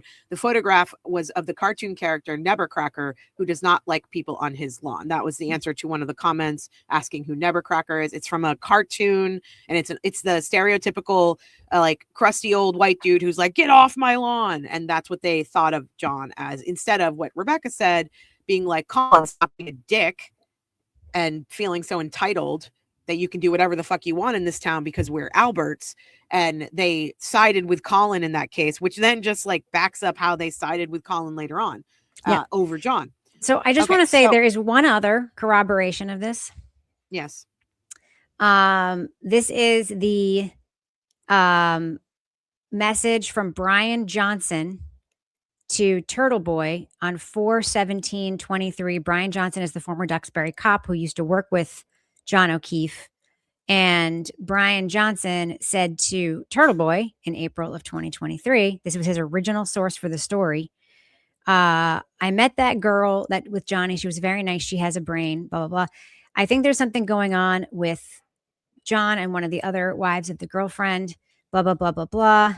Oh, sorry. It wasn't Brian Johnson. It was Steve Scanlon who told Yannetti that there was something going on with the nephew, with Brian Albert's nephew and John O'Keefe. Steve Scanlon didn't know the name Colin. He just knew it was Brian Albert's nephew. So this is like, which he also denies, but I just want to say it's a rumor, but it's a rumor that certainly made it through a few stages of the rumor mill. Yeah. If you want to dig in a little bit deeper on some of the Steve Scanlon stuff, Steve Scanlon is the guy who called Yannetti and did an anonymous tip that he thinks that something happened in the house with Brian Albert and his nephew, and that there was an ATF agent and they put John's body on the lawn. Aiden did a stream last night, and on his stream, he covered both the Lucky Lochran interview with Proctor and Buchanan, and he also did the phone call interview that he had with Steve Scanlon. And in that interview, Steve Scanlon sort of weirdly denies some things that he said to David Yannetti and also acts like he doesn't really know what he's talking about. It's very interesting. I suggest you watch how Aiden breaks it down in real time and talks through what was going on the phone. But everyone that keeps saying that Steve Scanlon denied that he told Yannetti it was Colin Albert, everyone, let me just say both sides are right. I'll say that because yes, he did deny knowing Colin Albert and telling Yannetti that it was Colin Albert. He denied it because he never said Colin Albert's name. He said the nephew. He didn't know Colin Albert's name. Right. He just knew it was Brian Albert's nephew. Yeah. So he's not exactly he's not denying that that it's Colin Albert, although he is, because he didn't know Colin Albert. He's only saying it was the nephew who did it. And I think the most interesting Scanlon content I've seen recently is Yannetti talking about Scanlon on Aiden's fundraiser. Yeah. He tells the whole story very richly, and he explains that he's looking forward to seeing Scanlon's deposition. I'll be right back. I'm gonna go get some water. Okay. Do you mind if I keep? No, she's gone. Okay. Okay. So they go through a little bit in the Gretchen Boss interview. Karen talks about sort of the timeline from when they left the waterfall. They went from C.F. McCarthy's to the waterfall. That we all know. Then she talks about Karen stated she first met Brian Albert 8 days before John's death at the Hillside Pub. Karen stated when her and John were leaving at 11:45 p.m., she said goodbye to Brian Albert. Karen stated Brian shook her hand and stated, quote, "You, Karen, we like," end quote. So at that time, when they're leaving the bar, Brian shakes her hand and says, "We like you. You, we like." Karen believed Brian was implying he did not like John, but did like Karen. So that's just one of those like riffing kind of stupid things that we do. And then Karen later stated other police officers were afraid of Brian Albert, which I think we all know. Here's a very interesting part that I pulled out, and I tweeted about this. You can go, I can show you the tweet, but it doesn't really matter. So this is Karen talking about the mood at CF McCarthy's that night and how what everybody was doing and what was going on. Karen asked, sorry, hold on a second. I just want to make sure that I have my notes right. I'm missing something here.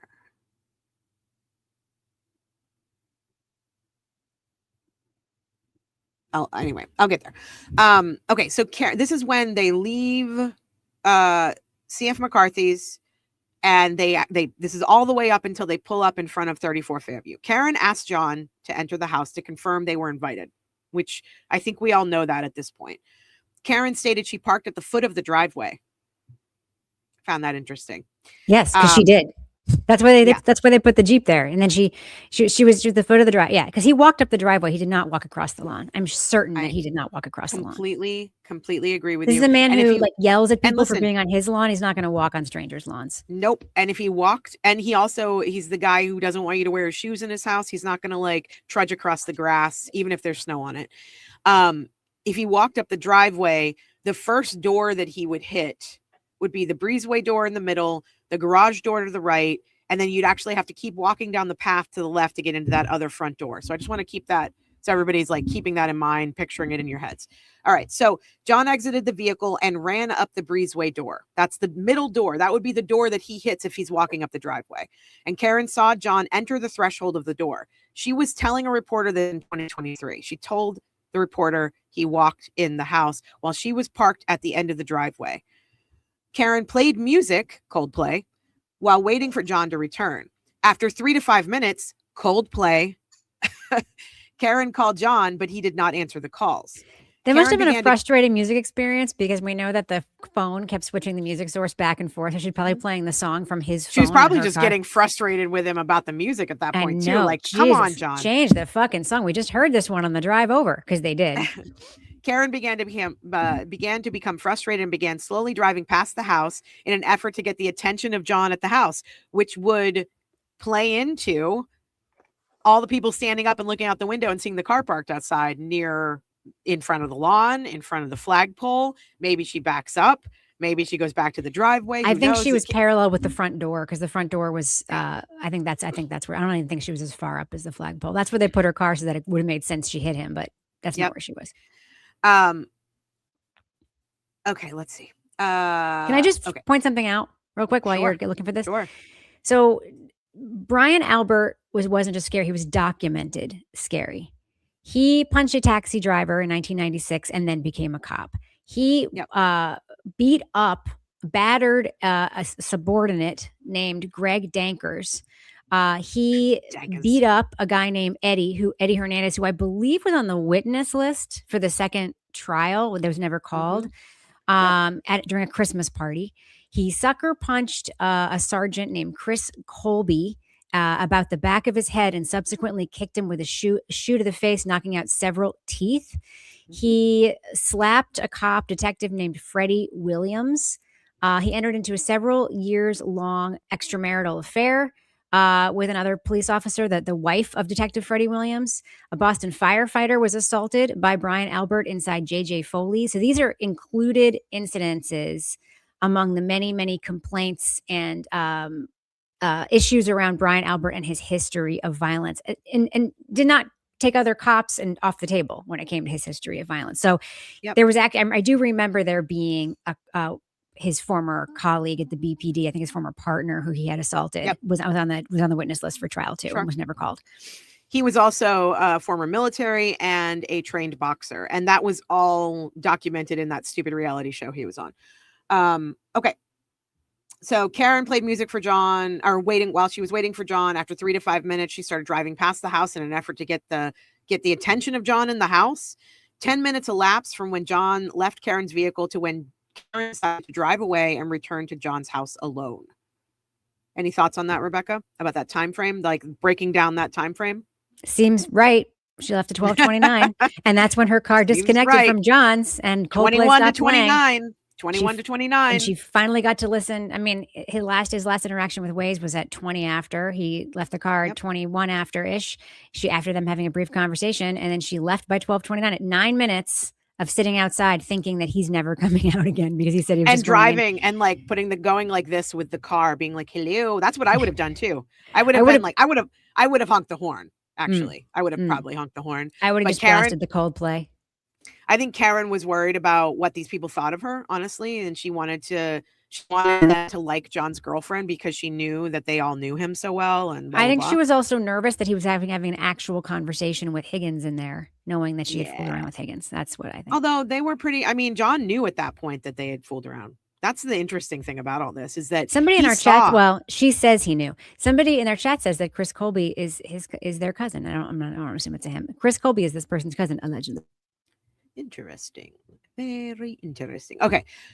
So Karen then goes on in the interview to describe the conversation she had with Paul O'Keefe. She described blood coming from John's nose and his eyes swollen. Karen stated her father was driving to her residence when Trooper Michael Proctor called, and they decided to meet at her parents' house in Dighton. Following that phone call, she called an attorney, and that was David Dianetti. So we know all of that pretty much. This is not that important. Here is something that is one of the most important things I have read so far to date in any of the files. And I believe it's true. You tell me what you think. Karen stated she woke up at 4 a.m. and began calling John's friends who were not with her and John the previous night. At 4:30 a.m., Karen woke up John's niece in order to get Jen McCabe's phone number. After John's niece spoke with Jen called Nicole Albert at 5:08 a.m. or 5:07 So Karen knew this. Hold on. That's not the most important part. Jen I know. Called Nicole Albert, Brian's wife and Jen's sister. Jen reported to Karen that Nicole stated John was not at the Albert house. So let's This was a call that Jen deleted from her phone, and it was revealed 5:07 a.m. Jen McCabe called Nicole Albert at 34 Fairview. They had a conversation for 38 seconds. Jen then called Karen back, phone records show that, and reported to her that Nicole said John wasn't at 34 Fairview. Now, Jen never brought that call up in grand jury testimony. She completely disregarded that call anytime she was asked before she got to actual trial, and they called her out on it. Alan Jackson called her out on it. She, to this day, this is the whole, if you remember from the trial, Jen, in the second trial, Jen says, I mean, there was nothing nefarious, Mr. Jackson. And he says, I didn't say nefarious. Why did you say nefarious? I never said nefarious. Was there something nefarious? And she's like, no, and she's looking at the jury the whole time she's doing it. And she says, no, I think that you're trying to make something sound like it's nefarious when it's not. I didn't call my sister. I never spoke to my sister. I don't know what you're talking about. Blah, blah, blah. The record is wrong. This call was deleted. Yeah. And Karen knew about it because she told her that she had called her sister. Unless Karen is like saying this because she knows about the records. But if Jen told Karen, I just called my sister, she says he's not there, then Jen's deleting that call later was really silly because, yes. yeah. I mean, get to the My next part, point please. The is next this. part is, to me, is the most interesting part. My point is this, though. I don't care if you believe Karen or not in this interview. The point of the matter is, we know Jen called Nicole, and we know she talked to her for 38 seconds because that call was answered. Yes. And hung up and then deleted from the record.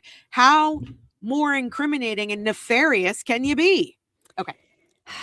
Listen, Ready? the phones, Listen. sometimes they get picked up when a husband is just on top of a wife diddling doing you at doing his 5:07 in the morning, diddling you. Come on. That's what they say. They say there was a lot of banging going on all night long. Nope. Hence, that's why he kept picking up Hagen's ghost calls, because he was banging.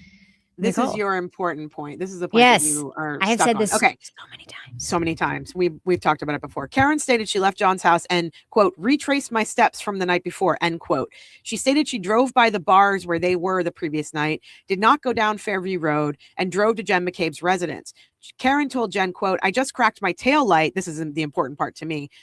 Karen told Jen, quote, I just cracked my tail light, end quote, when Jen got into the car. Jen suggested they return to John's house to double check that John is not there. Now, a couple of things here. You are focused on Karen driving around and all of that. You bet I am. I am focused on, because this is going to come up later in these notes. There's a tidbit that comes up later in these notes that I find fascinating. Karen told Jen as she got into the car, I just cracked my tail light, which is just when she said, I just cracked my tail light. It's from when she hit John's car in the driveway when she left to go retrace her steps from that night. That part's important to me. But then also, she had just gotten off the phone with Jen when Jen said, Nicole just told me that John's not at 34 Fairview. So when Jen gets into her car, and Karen could possibly still be a little bit drunk, Jen suggests they return to John's house. Yes. Now, that is going to give everybody time to do whatever the fuck they need to do over at 34 Fairview. That's all I'm going to say about that. Yes. So 2 things. One is, I'm not skeptical about what Karen said because I believe her, but we have to remember this is her giving an interview about the information she knows the prosecution has. She knows that Jen McCabe is on the side of, I hit John O'Keefe with my car. So she is trying to reinforce here that she knew her taillight had been cracked when she left his house. That's what she's trying to reinforce with the reporter. Who knows what the conversation with her and Jen was actually like.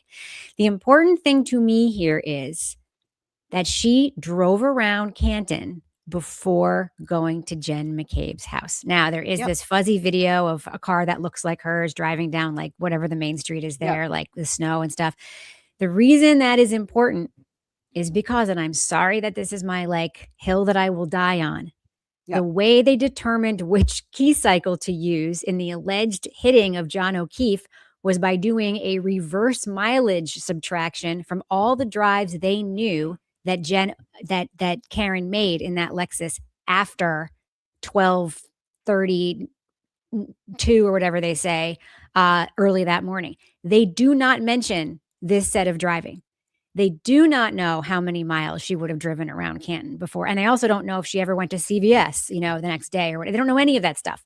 Right. But the fact that they use that to determine the key cycle is just like ridiculous, because it's like this driving around thing never happened. In their calculation, she went to John's. She went straight from John's when she woke up to Jen's to John's to Fairview.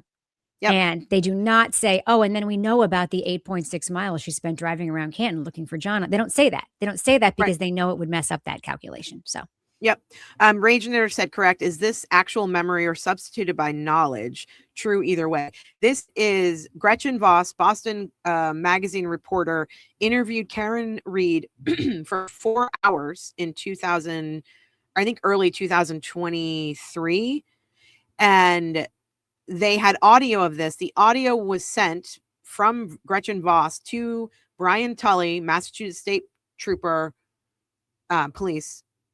The audio of this recording, he basically went through this audio and transcribed what Karen told Gretchen, put it into a report, basically as a Cliff Notes version of what Karen told this reporter in 2023, and then gave it to Norfolk County DA. in order to be used against her in court. I think this helps her, but I don't know. believe the whole transcript is in one of the other document dumps, the whole transcript.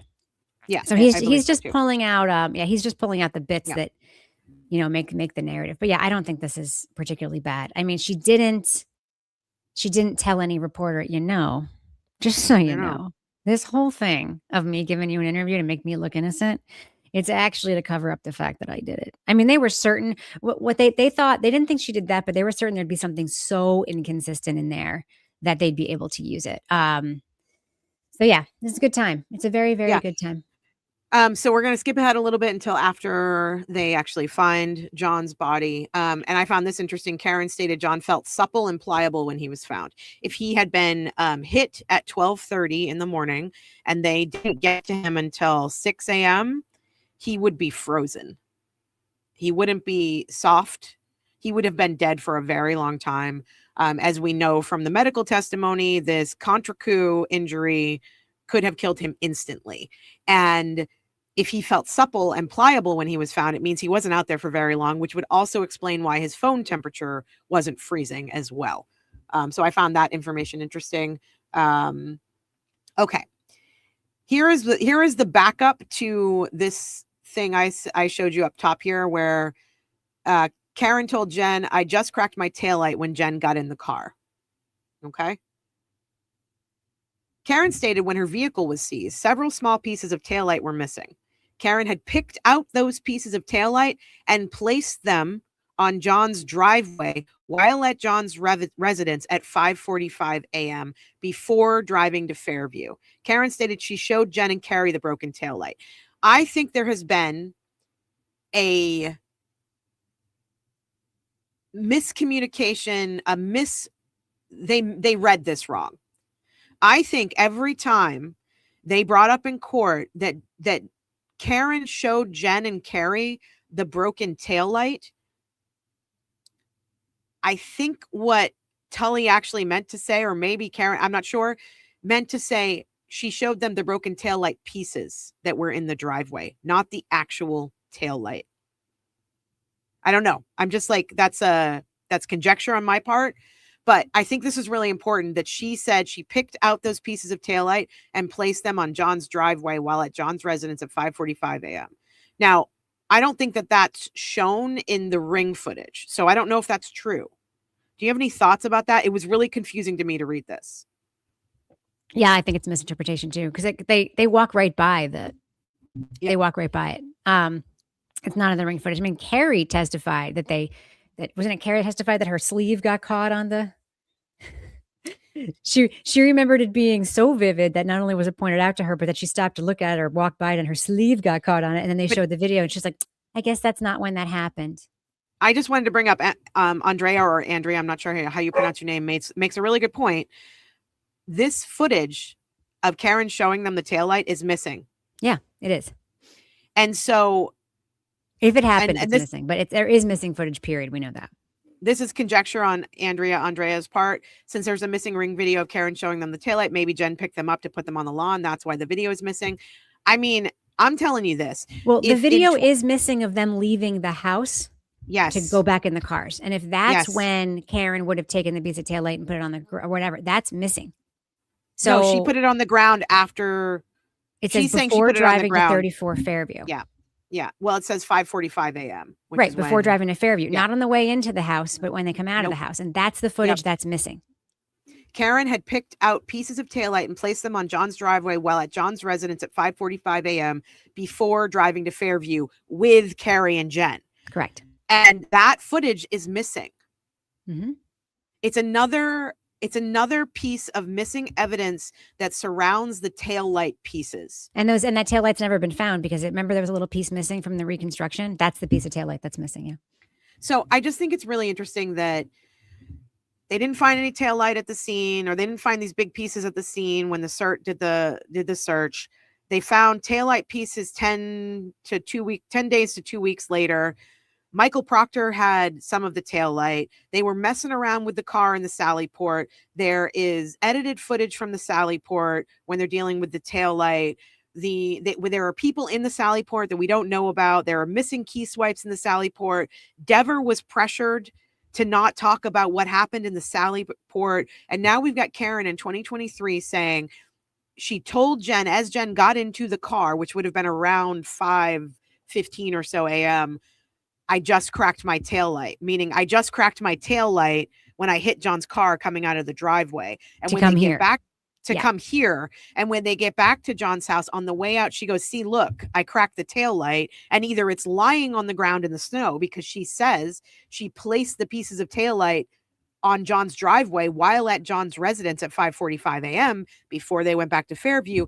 Anyone at any time could have picked up that taillight and been like, I don't know what you're talking about. There was no taillight in the driveway. Of course, because they all went back to Meadows that morning. They were all there. Yeah. And the other thing is, if it kept snowing, that taillight would have had snow on top of it by the time they came back to Meadows. Right. So there's just a lot in here where I'm like, I can't believe the defense didn't use more of this. But, you know, I almost feel like if she had... I think they used it in their cross-examination, but they can't... Bringing up things that are missing, they did that a lot in the first trial, and that was just very confusing for the jury, I think. Yep. I think it's confusing for the jury to analyze something not being there, especially if you're not able to, like in the Spencer case, there's something that the judge has given the Spencer team permission to have a hearing on. And that is in the Aaron Spencer case, there's missing dash cam footage, an SD card. That's a whole fucking long story. I'm not going to get into it. But his team has asked the judge to let them argue, and the judge has assented to let them have a hearing on it, that during the trial, if it happens, that they are allowed to, that the jury will be allowed to make a negative inference from the fact that that SD card is missing.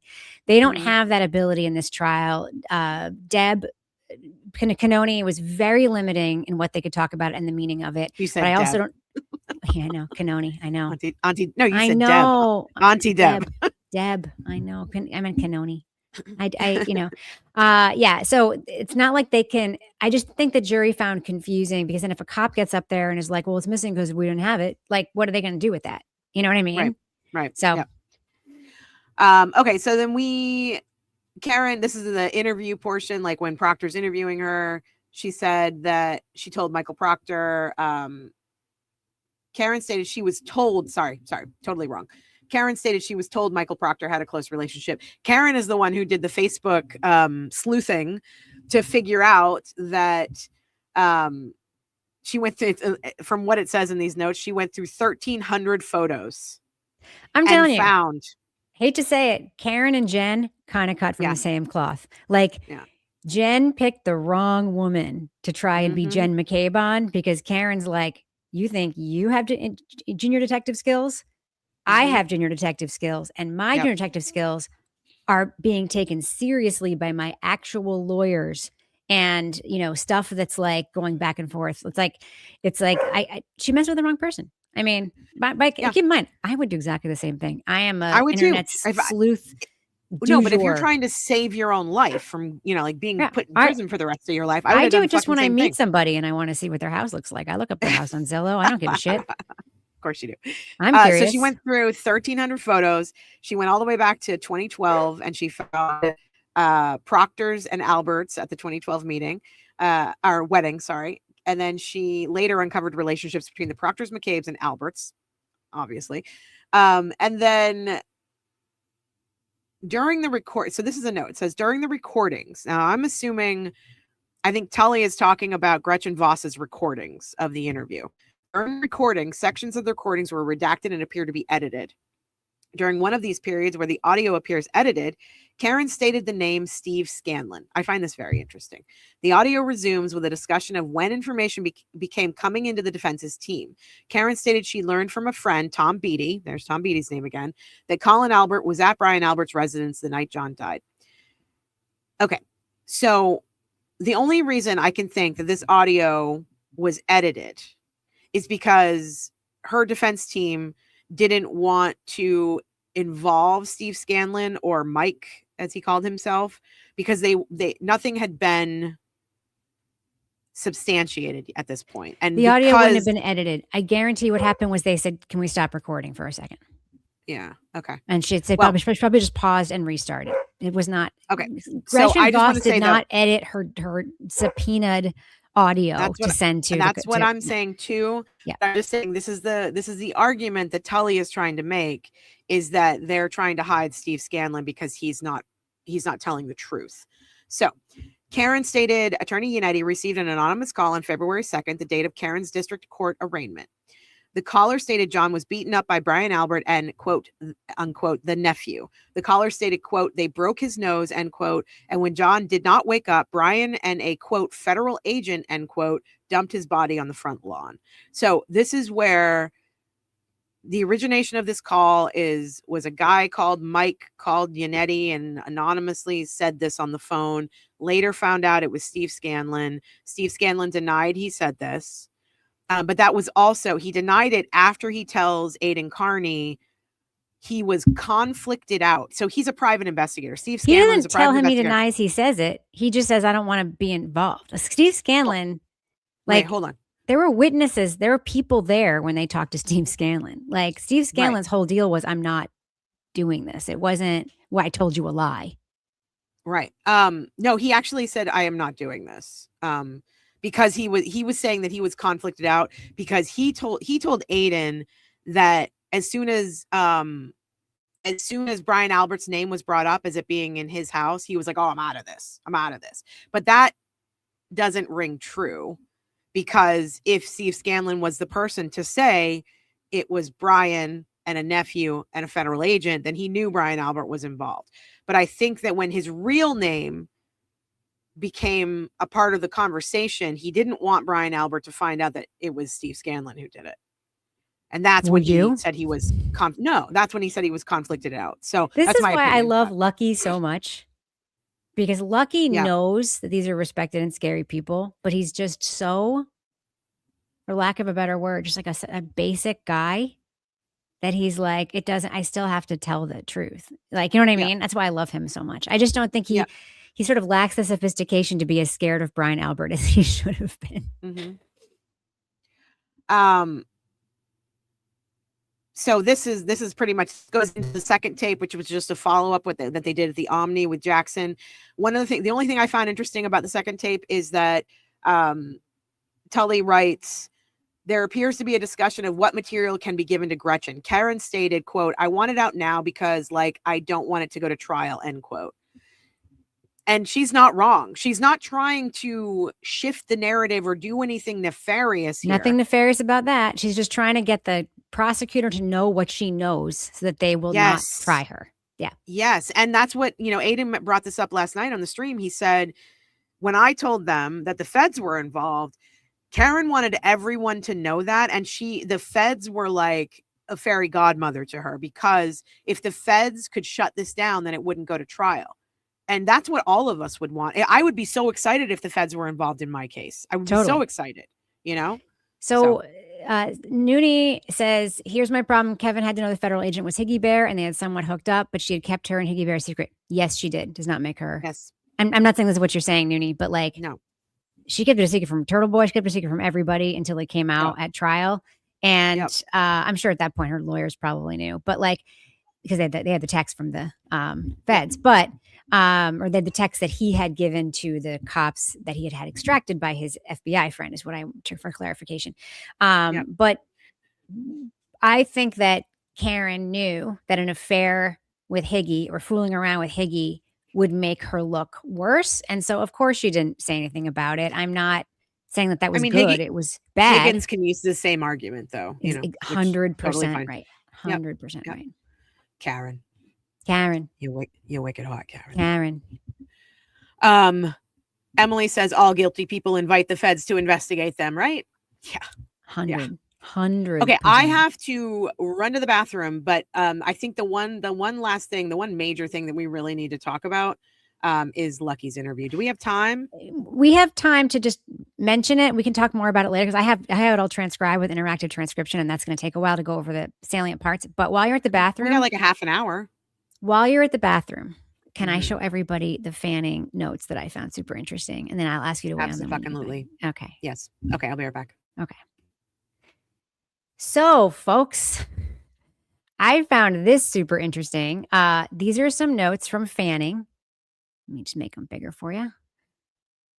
That I'm sorry, it's all janky. That's just the way it looks. These are some notes from Fanning from 9/20/23 that show, yes, something her Saturday, Sunday, and her lawyer drove her Saturday, Sunday, and her lawyer, Alan, and blonde lawyer, other person who is a witness female, guided him something.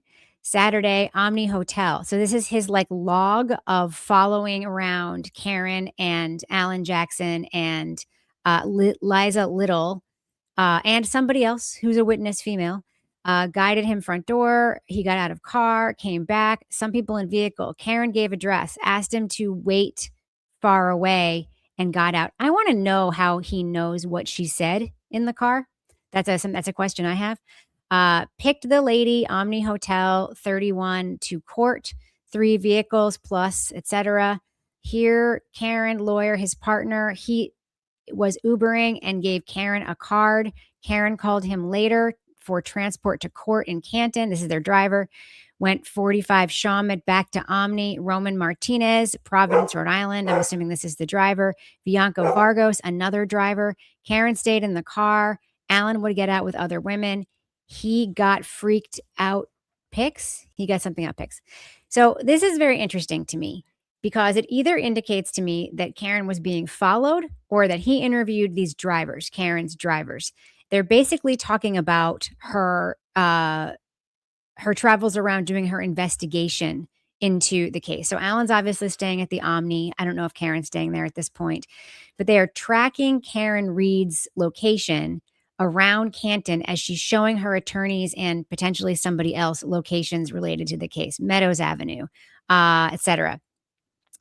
So that's what's unclear to me. I don't know if it meant he was following her or interviewed drivers. I'm guessing it's interviewed drivers. Initially, when I saw it, I thought following because it's just so creepy. But then when we see these drivers' names and he sort of hints at what was said in the car, you stay in the car and move away, it tells me this is from an interview. I believe what this is not him following her around. I believe they interviewed the drivers. And I believe the reason they interviewed the drivers was because they were trying to get evidence against Karen Reed in their fake ass, failed grand jury to arrest her for witness intimidation, saying that she was driving around Canton, driving past these addresses, driving past One Meadows, where she had an order that she was supposed to stay away from. This is them trying to do it. The problem is she's with her attorneys. She's working on her legal case. This is kind of a backward ass way, in addition to trying to get evidence against her, to get information about what she talked about in the car, which is so shady, in my opinion. If I had my head on straight when I met David Yannetti, which I did not, I actually would have asked him about this and not the ham sandwich. Okay, I can clear this up for you, though. Okay, go ahead. Clear it up for me.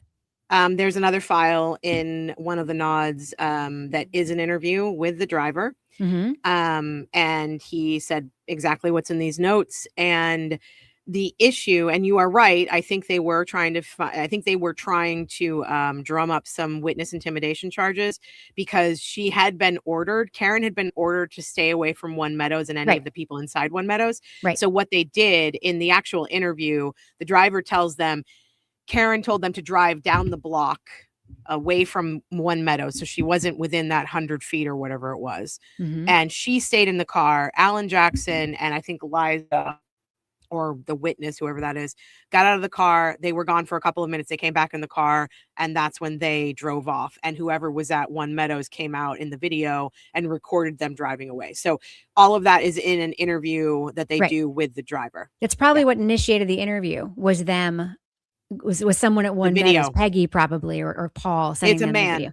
It's Paul. A man that, well, it's a man that comes out, so it's Paul. Yeah. It's Paul. Yeah. So it's just so it's just so creepy. And also, by the way, asking the driver what Karen and her lawyers talked about in the car is like a weird way to try to pierce privilege, even though if they're talking about it in front of the driver, they're sort of like waiving privilege in front of the driver. But it is creepy. It's creepy, in my opinion, that they would seek out and interview the drivers of Karen's cars that she's using in doing her own defense investigation while in Canton. Like, that is it makes me really uncomfortable to imagine them thinking about that and thinking about how smart they were for having done it. Agreed. There's one. So you went I have through one more Michael. thing. I'm sorry. I have one more thing. Oh, I'm sorry. Go ahead. This is also very brief. This is the report from the UC Davis Veterinary Laboratory about the swabs. Okay. Canine profile. I'm sorry. This is the wrong document. Oh, here we go. This is the right document. Okay. Test conducted. Species identification using meat ID and canine DNA profile. DNA extracted from both swabs. Tested according to procedures. Okay. The extracts, this is how they do it. The qPCR test for both items tested did not indicate the presence of nuclear DNA, but did indicate the presence of inhibitors. This result is obtained when either the canine nuclear DNA is degraded, obscured by inhibition, or there is not canine nuclear DNA present. After compensating for inhibition, the DNA extracts from both swabs tested positive for pig. It is my opinion that this swab tested contained pig DNA. How many times have we heard Auntie Karen Reed people say there was no dog DNA indicated from the swabs? So many times, right? You can grab this. I would screen grab it. You can just post it anytime you need. Yeah, this is. I mean, this is like, how many times do we hear that? The result is actually inconclusive. There were inhibitors there, which could very well mean that the canine nuclear DNA was degraded, obscured by inhibition, or there is not DNA. It could mean either of those. It could mean any of those three things. It certainly did not mean that there was no canine DNA found. And I believe, and will believe until I die, that the presence of pig DNA is a dog treat like a pig ear. I'll believe until I die. Yeah, same. Agreed. Okay, so I went through in depth Yuri's handwritten notes, which was painful. You went through Michael Proctor's notes, which I'm sure was equally painful. I had a really hard time reading Proctor's handwriting. I had an equally hard time reading Higgins' handwriting, but I think Proctor's might have been actually worse because he wrote in all caps. So we also wanted to talk about Lucky's interview. I think Lucky's interview is going to take us a little while. So can we just do one highlight of it? Can we just do a highlight? I can do one highlight that I know you want to talk about. We can do one highlight, but I want to talk quickly about Yuri's, some notes that I had from Yuri that I think are really important. Let's just do one highlight from Lucky. We'll go back and do more Lucky later. Okay. But I would like to see if this works. I have an interactive an interactive transcript that isn't just, let's see, this is part one. Share. Let's see if this works. All righty. Okay. This is the interactive transcript, which means you can put your cursor here and then play it from this part. So was this a Can you hear that? I think it needs to be boosted a little bit, and I think the screen needs to be a little bit bigger. No. I can't read any of that. Okay, well, don't worry about the reading so much. The screen is what it is. These transcripts are a little bit. This is a program I use called Sonics, which is like a little bit wanky. That's better. Okay, so this is Buchanan Tuntully interviewing Lucky Lochran, and this is a portion of that. Let me see what I want to get to. Your landscaping. Okay, so this is them asking him. Now, he has told other people, remember, about the Ford Edge, okay? So let's just take a listen to what he has to say. We heard him say some of this in court, and I will contend forever that Lucky Lochran's story never changed. There's always a parking ban from November 1 to April. And what does the parking ban mean, in your understanding? My understanding, as long as if it doesn't interfere with the movement of snow, that's fine. If it is, hindering the removal of snow, then we call and they either police will go down, knock on the door, tell them to move it, or they'll just tow it.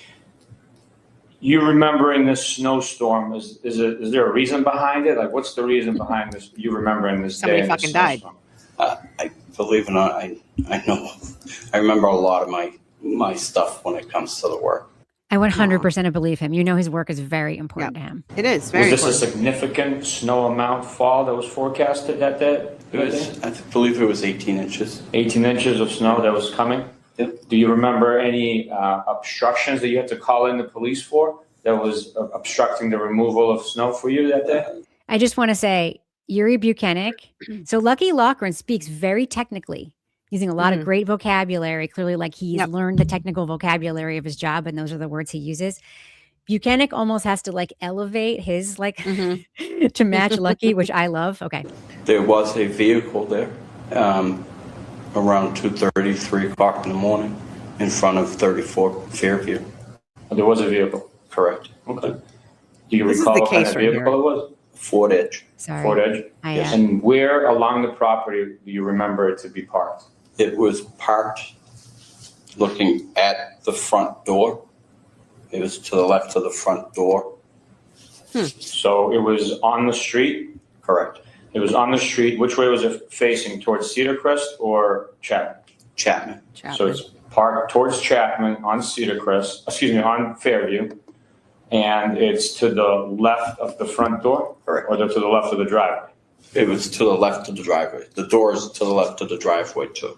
Okay, how many spots up from the mailbox / driveway would you remember it being parked that day or that night? I would say it was probably 4 or 5 spots up from the driveway. Okay. Was there anybody in the vehicle? Not that I recognize. I don't Was the remember. vehicle running? No. Did you notice footprints in the snow around the vehicle before you plowed? No. Did you notice any snow footprints leading away from the vehicle towards the property, towards the driveway, towards the back of the house, towards the front of the house? Any of those? No. Would you remember if you saw that, something like that? Yes.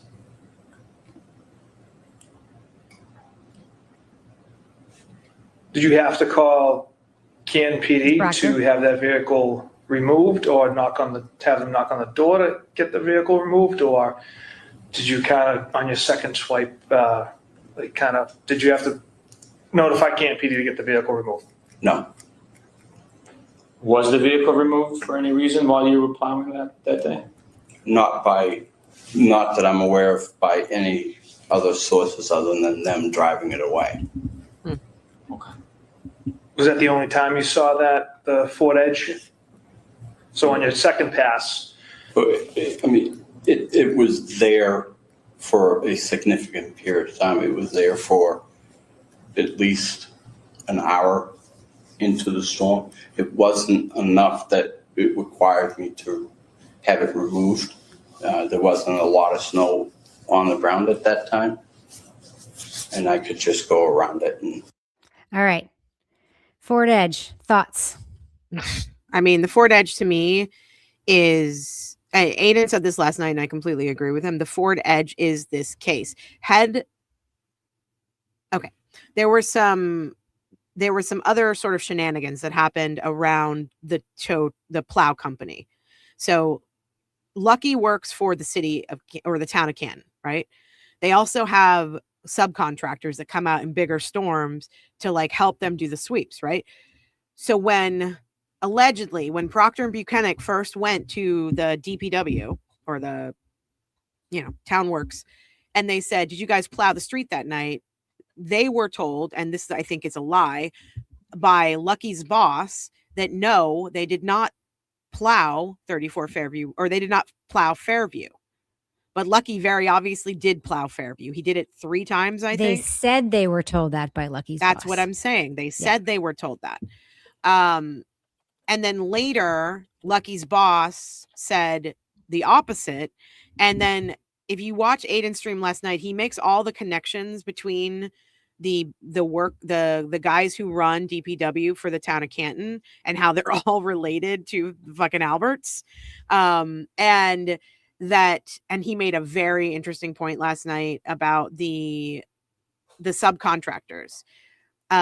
When somebody asked, I don't know when this came up, but somebody asked the Alberts who plows their street, and they named this by the yard or by the foot or by the mile or whatever name of a landscaping company that does their road. That company wasn't formed into an LLC until after John's murder. And they said that that company did it. That company is owned by Albert people, like relatives and friends of the Alberts. So as far as the Ford Edge goes, Bite My Bits made a really good point. They said, did these detectives didn't think to ask, did you get a license plate? Lucky probably didn't get a license plate number. But the other thing that's interesting about this is that all of the plows have GPS in them, except for that night. It went on the fritz that night. Franken-Truck didn't have a GPS? Franken-Truck did have a GPS, but it wasn't working that night, apparently. So that's one thing. The idea that the Ring camera or door surveillance footage from the neighbor across the street, Kelleher, might have had that Ford Edge's license plate number on it is really important, I think. The fact that 3 people in the Albert family own a Ford Edge and that one was parked in the driveway that night is important. I think the fact that the cops didn't from day one talk to Lucky should tell you everything you need to know. They should have asked. And when they finally did, instead of asking for his story in more detail, like they would with any witness that was favorable to them, I have like 8 examples of it. They spend the whole interview trying to debunk what he's saying. They don't say, tell us more. Find holes. They say, are you sure that you didn't see a body? And he says, I definitely would have seen it. I didn't see it. They say, would your plow or anything else obstruct that view? They're basically trying to find ways he can be cross-examined to debunk his testimony. So, yeah, I mean, I think that sorry, I want to answer this question. The answer to this question is not something we can control. It's becoming a YouTube premium member is the only way to get long streams to not play ads. I'm very sorry about that. We need to have ads in our show because if we don't, we're doing this for free. And if you'd like to get around them, I would really recommend YouTube Premium as an example. Or you can become a member of this channel and we will later upload an ad-free stream to our members at the higher level of membership. Yeah. Yeah. For the second tier. Yeah, sorry about the ads. Not much we can do about it. But the Ford Edge, they should have, if they were actually interested in figuring out who killed John O'Keefe, one of the first people they would have talked to would have been Lucky Loughran. They would have, when he told them that he never saw a body, and when he told them about the Ford Edge, they would have done everything in their power to track down a light-colored, possibly tan, because Lucky was colorblind, Ford Edge that was parked there. And the thing is, at that point in time, I'm assuming that a light colored Ford Edge, maybe there weren't a lot of them. I think there were a lot of darker colored cars. So they might have had a list of 1,000 Ford Edges in the Canton area. And all they had to do was figure out who owned a Ford Edge in that area. Was it parked there? They could have talked to a bunch of people. They could have actually done police work to figure out who killed John O'Keefe. And they chose not to. Right. They didn't interview Lucky Loughran until Aiden reported that the FBI had talked to Lucky Loughran. And then half the interview was about Aiden. The interview is all about, what number did he call you from? Do you still have the number on your phone? What did you talk about? What did he ask you? This part of the interview is fascinating. I'll just play one quick part of it that is like, okay. Okay.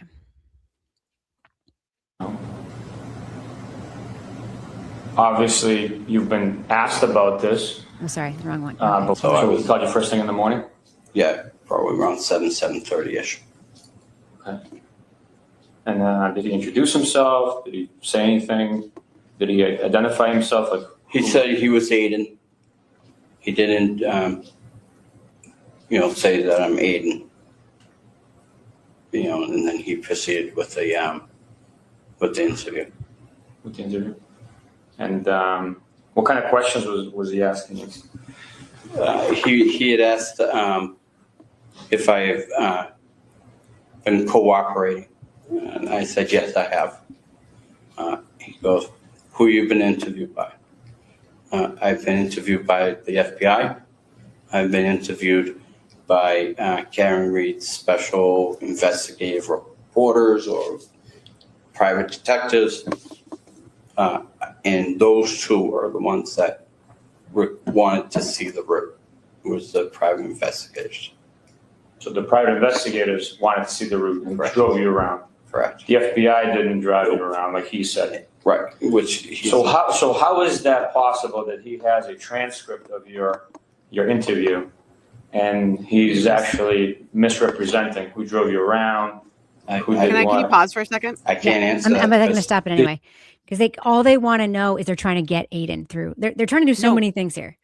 But the issue is, everybody should go watch Aiden's stream from last night, because he actually in real time tells you what's in the article that they are showing Lucky. He actually doesn't say that Lucky was driven around by the FBI. Correct. That's them either lying or not reading the information correctly. They're trying to get Lucky to say that Aiden lied to him, misstated things. So that means that nothing in the article is true. Right. They are the ones misstating things, and Aiden has the receipts right on the screen in the middle of this interview. So I would go watch that.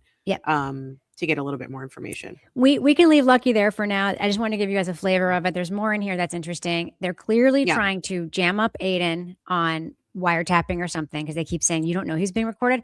What people don't understand, though, is that somebody has to actually file a complaint in order to have that be a charge.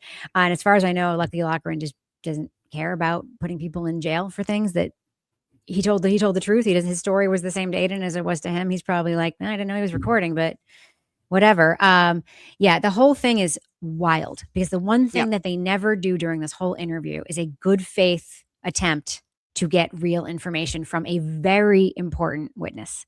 Zero attempt to do that. In fact, they spend the whole time trying to debunk him.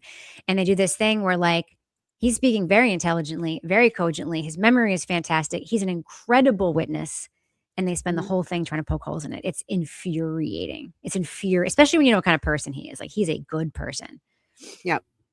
And I think that, again, they weren't trying to investigate who killed John O'Keefe.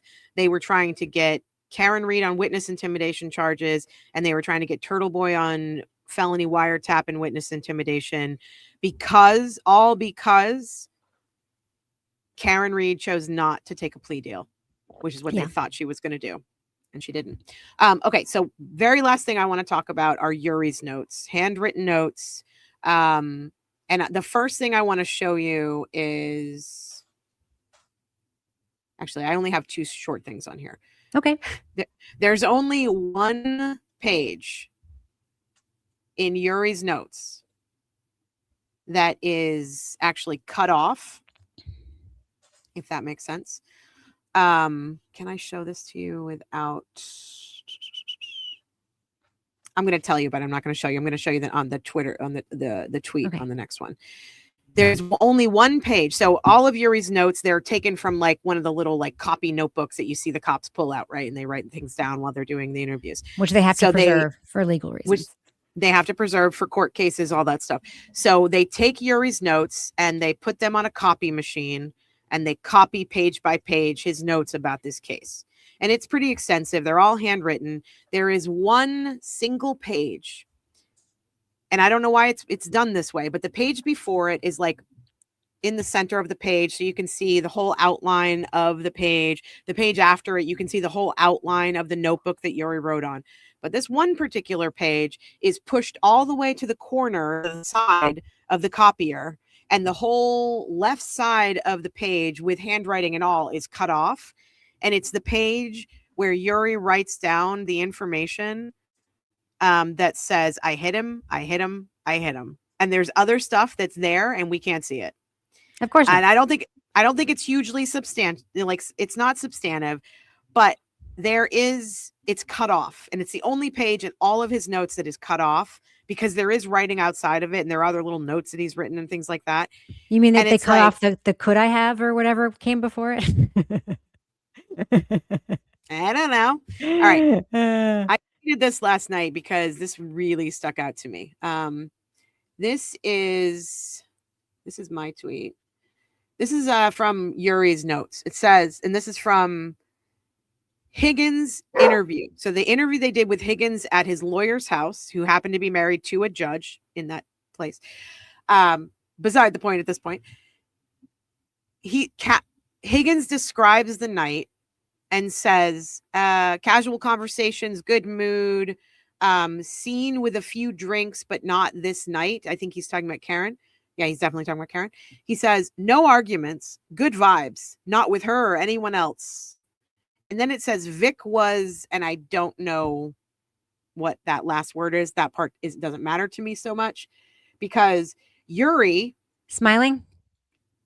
maybe Vic was smiling. Yeah. Yeah. Yeah, Vic was smiling. Okay. Vic, not John.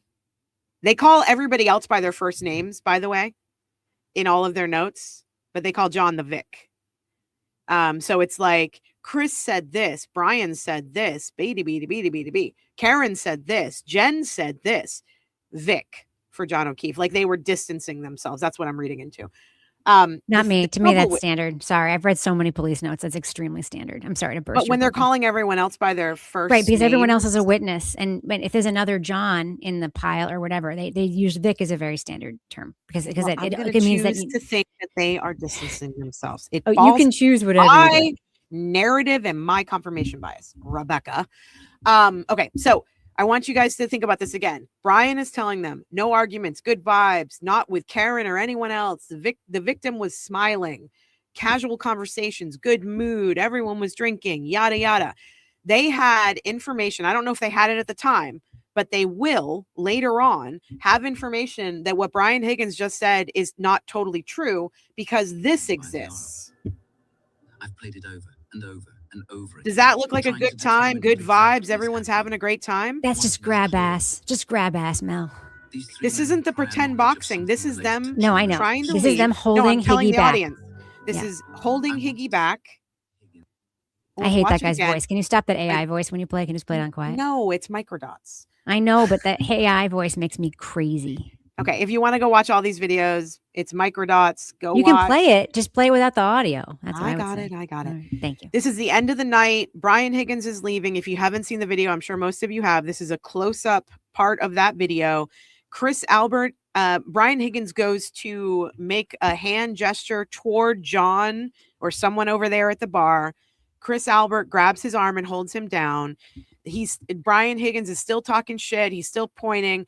In this video in particular, they go wide on the video and you see John is now reacting to Higgins. Karen Reed is talking to Karina Kolakithis. They are not paying attention to what's happening to Brian over here in the corner. And then going back to this moment, Chris Albert grabs his arm again a few seconds later, and they're basically trying to like get him out the door because he's knee walking drunk. Well, he's not knee walking drunk because he's on his feet right here, but he's drunk. And they're trying to get him out the door. They get him out the door. This is maybe like 20, 30 minutes before John O'Keefe is dead. And Higgins is telling these investigators and with his lawyer, everything was fine. There were no issues. He's not mentioning that he was having an emotional affair with Karen Reed. He's not mentioning any of this stuff. They had this stuff available to them.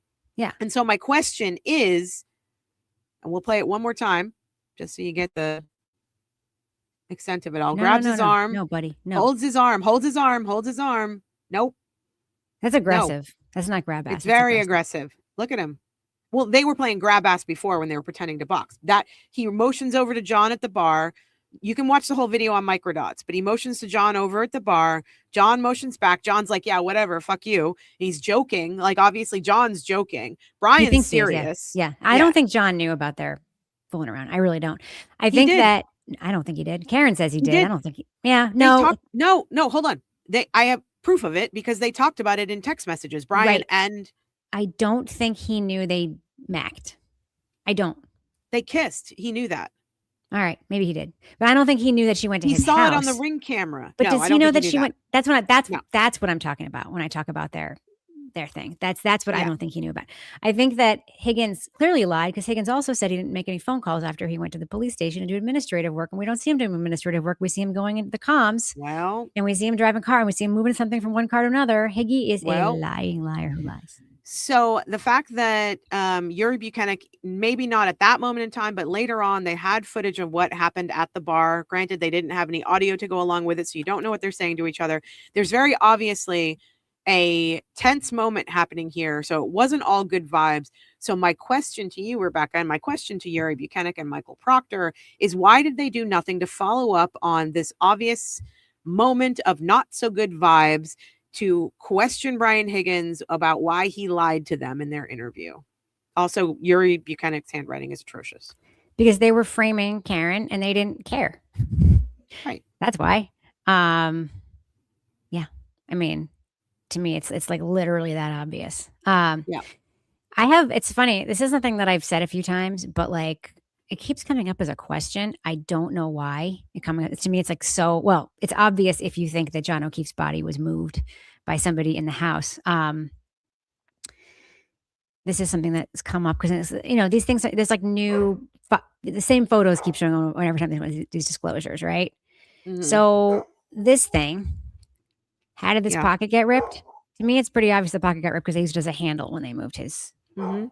body. I mean, that's how every time I rip someone's pocket or my pocket got ripped as a kid or whatever, it's because someone grabbed me by the pocket and I was walking away, Right. or because, you know what I mean? If you use a jeans pocket as a handle, or if you grab somebody from behind and pull them, that's how it rips. But he's a 200-pound guy, right? So Yep. I just want to throw that out there because I see people continue to ask that question. Yeah, I want to say one other thing thing that bar about, video doesn't show though, Mel, is how small the bar is. So It- remember yeah, how well, Bev wouldn't let it's in them the show rest it? of the video. Yeah. Yeah, but Bev wouldn't let them show it side by side in court in the second trial.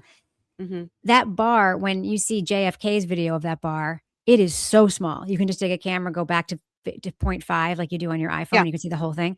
There's like, he Yeah. could have been pointing at anybody. He was literally pointing No. right there. And the only thing that was right there was John And and John- the women. Yeah. John also responds to whatever Higgins is saying to him, and he's laughing. Karen is sitting there. She is facing Higgins, but she's talking to Karina, and you can sort of see her eye movement. She glances toward the door before they start interacting, and then after that, she's like in her conversation with Karina. But the only other thing I will say about this, and this could be a second sort of dumb tweet of the week, there are so many people in the comments on the post that I put out there saying, "Oh, then you're just not paying attention to the video seconds before where Karen is like pretending to punch and laugh and da da da da at one of the guys." And Dum-dum of the everybody, week. wait, no, the dumb take is actually that Karen is in the bar getting ready to kill John, preparing to kill John by pretending to fight. I mean, Dumb. come on, you guys. I mean, it's really getting ludicrous at this point. It's really getting ludicrous. And unfortunately, and I said this on Twitter, unfortunately, I think that people are so, and including us, we are so stuck in what we believe. I happen to think we're on the side of evidence and lack of evidence and just, general normal brains, that we are right. But the other side believes they are right, or at least they've bought into what the McAlberts have sold them. And I don't know if we're ever going to come. I think maybe a couple of people might peel off here and there to go switch sides. But I really think that people have their feet dug in. I don't know if we can actually have genuine, good conversations and debates about this, because like what you said, when AFKR is trying to talk to us on the other side, they're not doing it in good faith. No. Tuesday demanded that we answer a bunch of questions. And I'm like, Tuesday, you're not asking these questions in good faith. Like, Tuesday is very polite. I'm like, good faith has nothing to do with politeness. Good faith means you're asking questions in a genuinely curious manner where you are seeking out information that may or may not actually move your already established point of view. That is a good faith question asking. Good faith isn't, I'm going to ask you a question because I know what answer you're going to give me and I already have my point to refute it already lined up. That's not good faith. I learn things about this case and other cases all the time that feel new to me, that move my opinion, that sort of change my locus. And sometimes I learn them from Annie Karen Reed sides. And Annie Karen makes me look into something a little differently. I literally had questions about the dog pig thing. That's why when I saw it was there, I was like, I want to look at that. I have a question about that. It's not good faith to say no presence of dog DNA. There are 3 options there. Options are degraded DNA, inhibited DNA, or there wasn't. But there's 3 options there, and there's pig according to that person. So I just feel like if you're not asking questions, if you've just decided, like I could be moved. Right now I feel very strongly that it was the garage. I could be moved from that if I learn new information. And I'm the first person to say I was wrong about that. I thought it, but I was wrong. It's either the garage or the house. Someone, I think Vince Lupo lawyer is trying to say it happened outside of the house. Like, don't listen to him. I know, it's kind of crazy. His theories are wacky. He's in love with Jen. Just kidding. It just seems like he is. I agree with that. That's a opinion, but I think that's probably the case. Or he's, a plant. Not really sure. So a couple of things. I think we should probably wrap it up here. We have so much more to talk about. We're barely scratching the surface of this latest FOIA dump. There's a lot in there. I just want to say thank you to all people who became members during the stream. I'm going to shout out some people. May June, I think we already said thank you. Andrea, Live, Laugh, Lobotomy. Love that name. So Much Corruption. Shetland Fiona, Mrs. Bucket, Dakota Girl. Oh, Dakota Girl, I thought you already were a member. And Mrs. Bucket said that they are tuning in from Toasty, UK, and it's 89 degrees. They've been a member for a month. Thank you so much. Just want to say thank you to all those people that just became members. We are doing a members only stream tonight. We always do them on Monday nights at 5 p.m.-ish. And tonight we're going to be forcing Rebecca, possibly an inebriated Rebecca. Possibly. Sit through the first trial 1 of Karen Reed, cross-examination of one Miss Jennifer McCabe. Jen. Listen, I don't want to promote alcohol culture, but for me personally, it's the only way I can handle watching some of this stuff. So I get it. And the only reason that I am not going to be high is because I have to control the tech. Thanks, so at Movie some point, Dude 74. Appreciate you. Oh, thanks, Rob. Also, if you get gifted a membership, this is something I didn't realize and I didn't think about until. Sorry, Mrs. Bouquet. Oh, I thought I said bucket. Did it not say bucket? It went by quick. It's fine. Mrs. Bucket. It says it. Mrs. Bucket. Well, they're saying it's pronounced bouquet, so. Bucket. I'm just telling you what they say. Okay. When you are gifted a membership, please don't forget to renew that membership. Because when you're gifted one, it's just for 1 month. So please don't forget to renew it. And then I wanted to address one comment. I don't even know if this person is still here. Hold on. I just want to say it's also what they would do, leaving the garage door open if they had to hose it out. Just saying. Or if they were trying to act like it, like they weren't guilty. This was a comment that came up very early in the stream. It has nothing to do with what we're talking about, which is why I waited until the end. But I did want to address it because bingo cards, everybody take a sip of your drink. M. Kingston said, completely off topic, but I just finished your podcast episodes on Pamela Smart. I am so confused how she has no chance of parole, but the actual murderers are living their life. If you don't know about the Pamela Smart case, please go and listen to my deep dive, my investigative series, the In Between podcast. The first season is about the Pamela Smart case, which happened in 1989 and 1990 in New Hampshire when I was 15 years old and I lived in New Hampshire. I have been working on the case for over a decade, and she has just filed a habeas for the first time in 35 years, asking for a new trial. And it feels pretty strong to me. And a lot of the points in the habeas came from the investigation that I did on that series. So please go check it out. Whether you think she killed somebody or not, I think it's important to listen to why she deserves not to be in prison anymore. Anyway, those are my opinions and my thoughts, but I just wanted to say thanks for listening. And I wanted to bring that up. Anything else, Rebecca? Please check out Mel's Amazon wish list. And while you're there, you can look at mine too. We made him as a joke, but some of you are taking that joke seriously and we love it. I made it as a vision board. I know. I make mine as a way to not shop now. Oh, so as you all know, I'm doing one less job than I used to do. And it's changed my life a lot. And so now it's like when I want to buy something, I just put it there instead. Got it. Like a wish. See, I don't watch old BBC comedy, but I'm sure that like Laura Bricker probably does though, doesn't she? Watch old BBC comedies? No, she watches mostly BBC, like Cozy Crime. All of our links that we talk about on the show, the link if you remember and you want stickers, Amazon wishlist links, all of our other work links, they are all on our About Us on our YouTube homepage. Just go there, hit the more, and you'll see like it's fucking long. We got a lot of links there. It's a good time. Hey, Colleen, Itchy Withers Horse Rescue. Nitchy. Aw. Itchy Withers. Oh, Itchy Withers. I get it because of flies. I get it. Uh, It's very sweet. Colleen went to school with Pam Smart. That's I exciting. see Love that. to talk to you. Feel free to DM me on Facebook. Oh, speaking of, for the first time, so I've been, like I said, I've been working on the case for over 10 years, but the podcast came out in 2024. So the past 2 years, I've been focused like on reporting on that, working on all that stuff. I got a message yesterday from a very important witness in the Pamela Smart case that I've been trying to get in touch with for 10 years. They reached out to me finally on Facebook yesterday, and I really hope that I'm going to be able to talk to them because they Incredible. are incredibly important to the case. And so I'm really excited about that. So if you ever think that you can help with something like that, I encourage you to reach out to people who are trying to tell the stories.